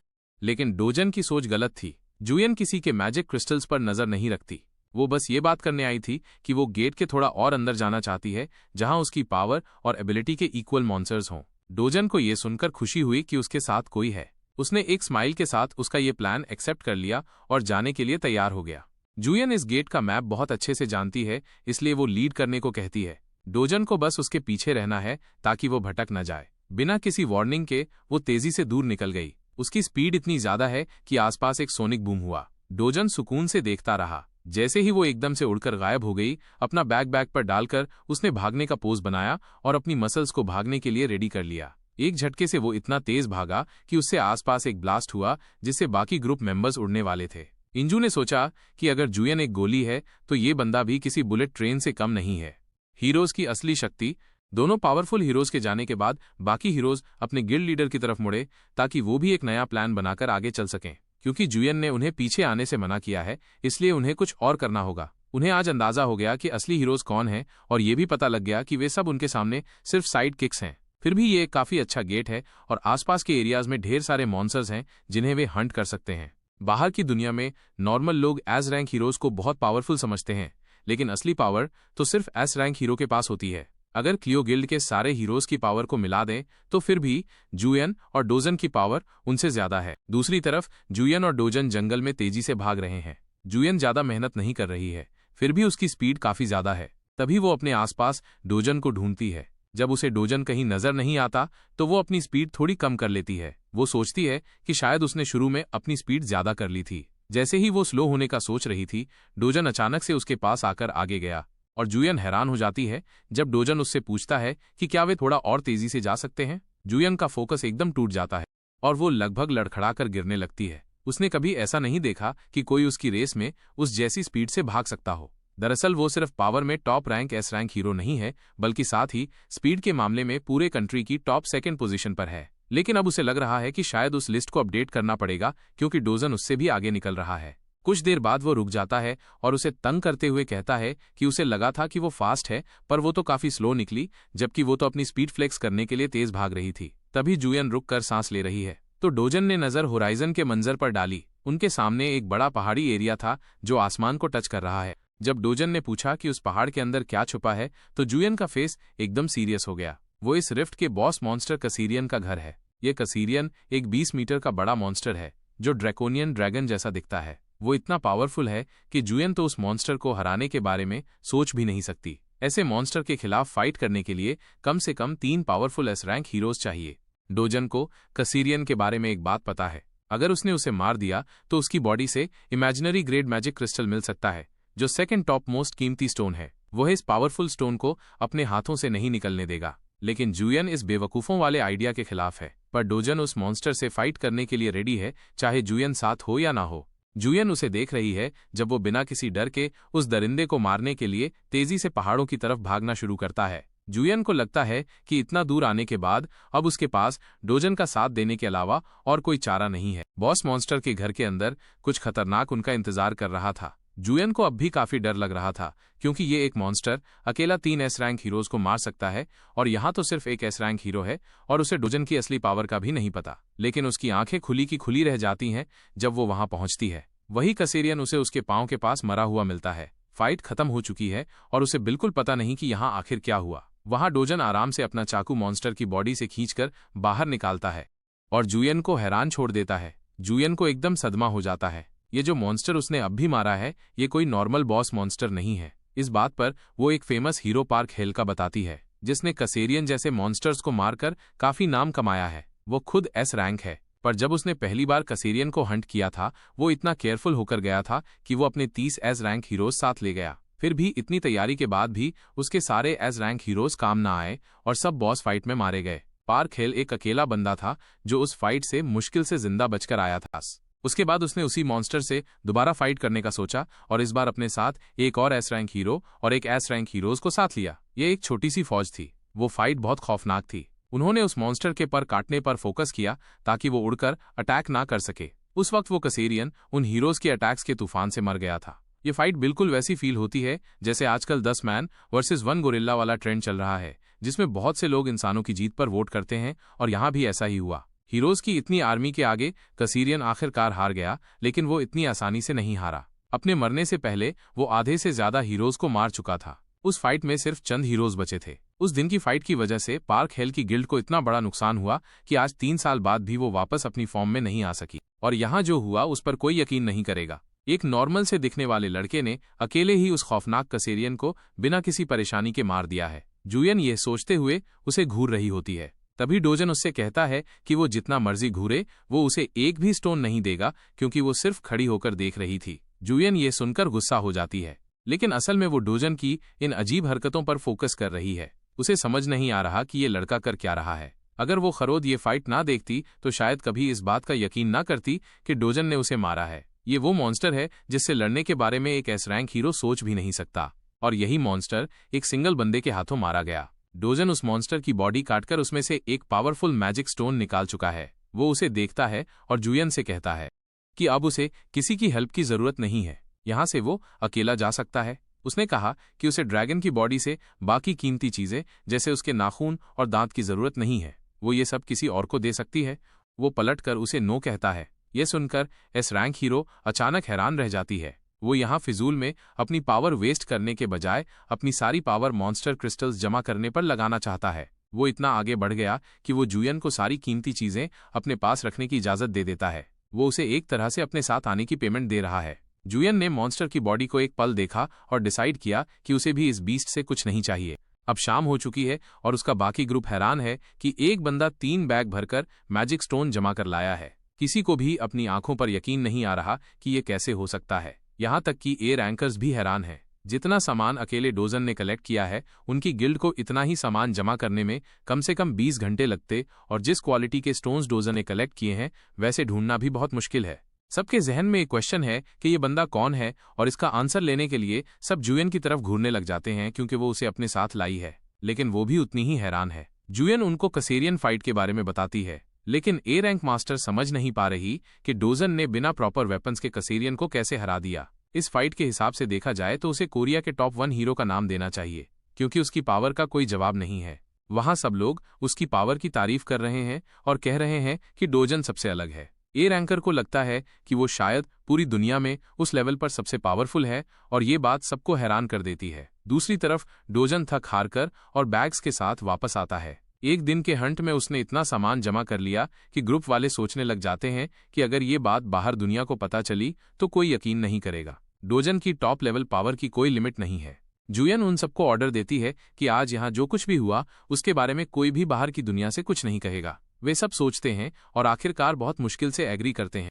तभी वो खूबसूरत एस रैंकर डोजन के पास जाती है और उससे ढेर सारी बातें करती है। दूर से लगता है जैसे वे एक कपल हों जो एक दूसरे से फ्लर्ट कर रहा हो, पर ऐसा बस उन बाकी हीरोज को लगता है। शायद वे खुद को यकीन दिलाने की कोशिश कर रहे हैं कि ये एक रिलेशनशिप का स्टार्ट है। उन्हें लगता है कि वो दुनिया का अकेला बंदा है जो जुयन के लिए परफेक्टली फिट दिखता है, क्योंकि वो दिखने में भी हैंडसम है और उसकी पावर भी सबसे ज्यादा है। लेकिन उन सबसे अलग ए रैंक मास्टर जल्दी समझ जाती है कि ये दोनों वैसे नहीं हैं जैसे सब सोच रहे हैं। वे कोई कपल नहीं है, क्योंकि उनके फेस एक्सप्रेशन से लगता है कि वे आपस में लड़ रहे हैं। उसे यकीन नहीं आता कि दुनिया में कोई ऐसा बंदा भी है जो जुयन से ऐसे बात कर रहा है। हैरान करने वाली बात यह है कि डोजन उसे एक बैग देता है और बिना कुछ बोले चुपके से चला जाता है। वो ए रैंक मास्टर डोजन के बैग्स के अंदर के सामान के बारे में सुनकर और भी ज्यादा हैरान हो जाती है। जुयन उसे बताती है कि डोजन को डर है कि अगर बाहर की दुनिया को पता चला कि उसने कैसेरियन को मार दिया तो वो रात भर में सेलिब्रिटी बन जाएगा और ये उसके लिए एक बड़ी प्रॉब्लम है।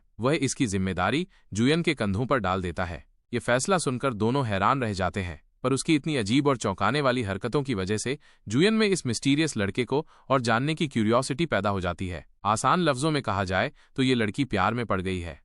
रिफ्ट से बाहर दुनिया में famous S ranker park hello अपने पंचिंग बैग पर बीस्ट मोड से प्रैक्टिस कर रहा है। उसका असिस्टेंट उसकी ट्रेनिंग से हैरान हो जाता है और उसे लगता है कि वो गुस्से में फट रहा है। वो स्वीट लाइफ गिल्ड का मास्टर है। असिस्टेंट उसे ठंडा होने को कहता है और उसे समझाता है कि अगर वो सब्र से काम लेगा तो शायद वो इस मुश्किल टाइम में काफी आगे चला जाएगा। गिल्ड मास्टर भी कुछ सोचकर एग्री करता है और इस बात को भी सोचता है कि जो लोग उसे समझाते नहीं हैं वो आखिरकार उसके गुस्से में मर जाएंगे। अगर वो ठंडा रहकर सोच समझकर काम करेगा तो एक टाइम आएगा जब सब उसे दुनिया की सबसे पावरफुल गिल्ड के मास्टर के रूप में देखेंगे। असिस्टेंट अपने मास्टर की तारीफ करते हुए उस टाइम की बात करता है जब हेल ने कैसेरियन से फाइट की थी। वो कहता है कि ये फाइट ही उसे बाकी सब हीरोज से अलग करती है। वो यहाँ तक कहता है कि उसका नाम हिस्ट्री की बुक्स में उस हीरो के रूप में लिखा जाएगा जिसने छोटे से स्क्वाड के साथ कैसेरियन को हराया था। लेकिन सच बात तो ये है कि ये टाइटल डोजन से कोई नहीं छीन सकता जब तक कोई उससे भी ज्यादा पावरफुल हीरो नहीं आ जाता, और ऐसा होना इम्पॉसिबल है। गिल्ड मास्टर अपने असिस्टेंट की बात से खुश होता है और अपनी खुद की अचीवमेंट्स के बारे में बात करता जाता है। देखा जाए तो इस टाइम उनकी गिल्ड 3 साल पहले की फाइट की वजह से काफी खराब हालत में है, पर एक चीज सोचकर उसे खुशी होती है कि वो अकेला बंदा है जो कैसेरियन को सबसे बेहतर हरा सकता है। ये बात सुनकर उसका एक आंख वाला नौकर भी एग्री करता है। दूसरी तरफ कंग योंग पियो के ऑफिस में हाई रैंकिंग हीरोज के बारे में बात चल रही है। वहां कंग उस शाम वाली फाइट की रिपोर्ट पढ़ रहा है जिसमें वो पढ़ता है कि कैसे डोजन ने उसके कजिन को बहुत बुरी तरह मारा कि वो मरने के करीब था। भले ही चोलवू उसे गलत तरीके से गेट में बंद करके मारना चाहता था, पर वहां कुछ और ही हो गया और डोजन और ज्यादा पावरफुल होकर बाहर आ गया। और वो क्लाइंट जिसने उन्हें डोजन को खत्म करने का काम दिया है वो असल में एग्जीक्यूटिव डायरेक्टर हंग हिजू है, जो कोरिया के अमीर लोगों की लिस्ट में टॉप पर है। योंग पियो को ये समझ नहीं आता कि वो औरत किसी एक नॉर्मल लड़के को क्यों मारना चाहती है, लेकिन तभी उसे पता चलता है कि वो औरत डोजन की सौतेली माँ है। भले ही उस लड़के को 10 साल की उम्र में उसके बाप ने फैमिली में ऐड किया था, लेकिन उसी साल हिजू का खुद का बच्चा दुनिया में आया और डोजन को फैमिली से निकाल दिया गया। ये बात योंग पियो को मजेदार लगती है। वो कहता है कि अमीर होने के बाद भी उसे फैमिली से निकाल दिया गया और वो कुछ भी नहीं कर सका। अगर बात की जाए उस पेमेंट की जो उन्हें डोजन को मारने पर मिलेगी तो उसे पता चलता है कि उन्हें इस काम के लिए 3 बिलियन वॉन मिल रहे हैं, जो उसके सामने थोड़ा सा पैसा है। और उसे इस बात का काफी अफसोस है कि चोलवू डोजन के साथ फाइट के बाद काफी बुरी हालत में है। उसकी बॉडी पूरी तरह जल चुकी है और वो बिल्कुल अंधा हो गया है। अब वो जिंदगी भर के लिए डिसेबल रह गया है। इस बात से उसे पता चलता है कि डोजन कितना जालिम है। यहाँ तक कि योंग पियो जैसा एस रैंक हीरो उसकी पावर को मानता है। फिर भी योंग पायो ये कहते हुए खुश होता है कि अगर वो वहां होता तो वो डोजन के हाथों के साथ उसकी खोपड़ी भी तोड़ देता। उसकी इन बातों से कोई भी इंसान कहेगा कि वो अपने कजिन जितना ही पागल है, लेकिन असल में वो उससे भी ज्यादा पागल और पावरफुल है। जब वो उस फाइट की रिपोर्ट्स पढ़ रहा था उसे पता चला कि उस टाइम पर जुयन भी वहां थी और उसे पता चलता है कि उसने डोजन की किसी तरह से हेल्प की थी। ये बात पढ़कर योंग पियो हैरान हो जाता है और वो इस बारे में और इन्फॉर्मेशन मांगता है। उसे समझ नहीं आता कि डोजन में ऐसा क्या खास है, लेकिन उसका असिस्टेंट भी उन दोनों के मिलने के बारे में कुछ नहीं जानता, क्योंकि इस बारे में किसी के पास कोई इन्फॉर्मेशन नहीं है। ये सुनकर योंग गुस्से में आग बबूला हो जाता है। वो अपने नौकर को पकड़ता है और उस पर चिल्लाता है कि वो कुछ भी करे, लेकिन पता लगाए कि उन दोनों के दरमियान क्या चल रहा है। उसे शक है कि शायद उन्होंने किसी तरह की डील कर ली है। असिस्टेंट उसके इस रिएक्शन से डर जाता है और जल्दी से इन्वेस्टिगेट करने के लिए भागता है। योंग पियो अकेला वहां रह जाता है और गुस्से में चीजें तोड़ने लग जाता है। वो सोचता है कि हिजू के आदमी किसी भी टाइम उसे ढूंढते हुए यहां आएंगे और उससे उस काम को पूरा करने के लिए कहेंगे जो उसके कजिन ने अधूरा छोड़ा है। पहले उसे इस काम में इंटरेस्ट नहीं था, लेकिन अब वो इस काम को हिजू से लेने के लिए बहुत खुश है। आखिर वो एक अमीर औरत है, उसके पास लाखों करोड़ों डॉलर्स हैं। ये सोचकर योंग की लालच बढ़ जाती है। दूसरी तरफ डोजन पूरा दिन रेड करने के बाद थक चुका है और घर वापस आ रहा है। आज के एक्सपीरियंस से वो बहुत खुश है, क्योंकि उसने अपना टाइम किसी लो लेवल गेट के बजाय एक रिफ्ट में गुजारा, जिससे उसे काफी अच्छे ग्रेड के स्टोन्स मिल गए हैं। लेकिन उसे एक बात के बारे में ख्याल रखना होगा, क्योंकि उसे अपनी आइडेंटिटी छुपाने के लिए जुयान के साथ लंबी दोस्ती करनी पड़ सकती है। उनकी बात याद करते हुए जुयन ने साफ कहा कि लोग उसे शक की नजर से देखेंगे और उस बंदे के बारे में पूछेंगे जिसने कसीरियन को मारा है। अगर वे दोनों दुनिया के सामने आए तो उनके लिए बहुत सी मुश्किलें बन सकती हैं। इसलिए अभी के लिए उसका प्लान है इन कीमती चीजों को स्टोर करना, और अगर डोजन फेमस होना चाहता है तो वो खुशी से उसे दुनिया के सामने ला सकती है। इस सब के बारे में सोचते हुए डोजन ने बैग उसकी तरफ उछाला और सारा अच्छा सामान अपने पास रखने को कहा। इसका मतलब ये भी है कि उसे रिफ्ट जोन्स में जाने का कोई और तरीका ढूंढना होगा, क्योंकि जुएन पर डिपेंड करने से उसके लिए प्रॉब्लम्स बन सकती हैं। फिर भी आज रात की नींद अच्छी होगी, क्योंकि वो उस लग्जरियस घर में आराम करेगा जो चांग ने उसके लिए अरेंज किया है। पर जैसे ही वो घर के अंदर कदम रखता है, दरवाजे के बाहर ढेर सारे शूज को देखकर घबरा जाता है। वो सोच में पड़ जाता है कि इस टाइम इतने सारे लोग क्यों आए हैं और ऐसा कौन है जो आ सकता है। जैसे ही कमरे में एंटर होता है, उसकी नज़र सूट पहने हुए कुछ लोगों पर पड़ती है जो उसकी फैमिली के साथ बात कर रहे होते हैं। उनका बॉस एक सैड और गुस्से वाली शक्ल के साथ डोजन को घूर रहा है। यूनियन खुशी से अपने भाई को गले लगाने के लिए दौड़ती है, जबकि डोजन पूरी सिचुएशन से हैरान हो रहा है। बॉस उसे बताता है कि वो पुलिस प्रोसिक्यूटर पार्क है, और वो उसे बताता है कि वो यहाँ डोजन और चांगसो के रिलेशन को इन्वेस्टिगेट करने आया है। वो बताता है कि उन्हें खबर मिली है कि HCS कैपिटल का करप्ट CEO एक फेक मनी लेंडिंग ऑर्गेनाइजेशन चला रहा है, जिसमें डोजन भी उसके साथ शामिल है। इसलिए वे लोग डोजन को इमरजेंसी अरेस्ट करने के लिए आए हैं। अभी तक के सारे चैप्टर्स मैंने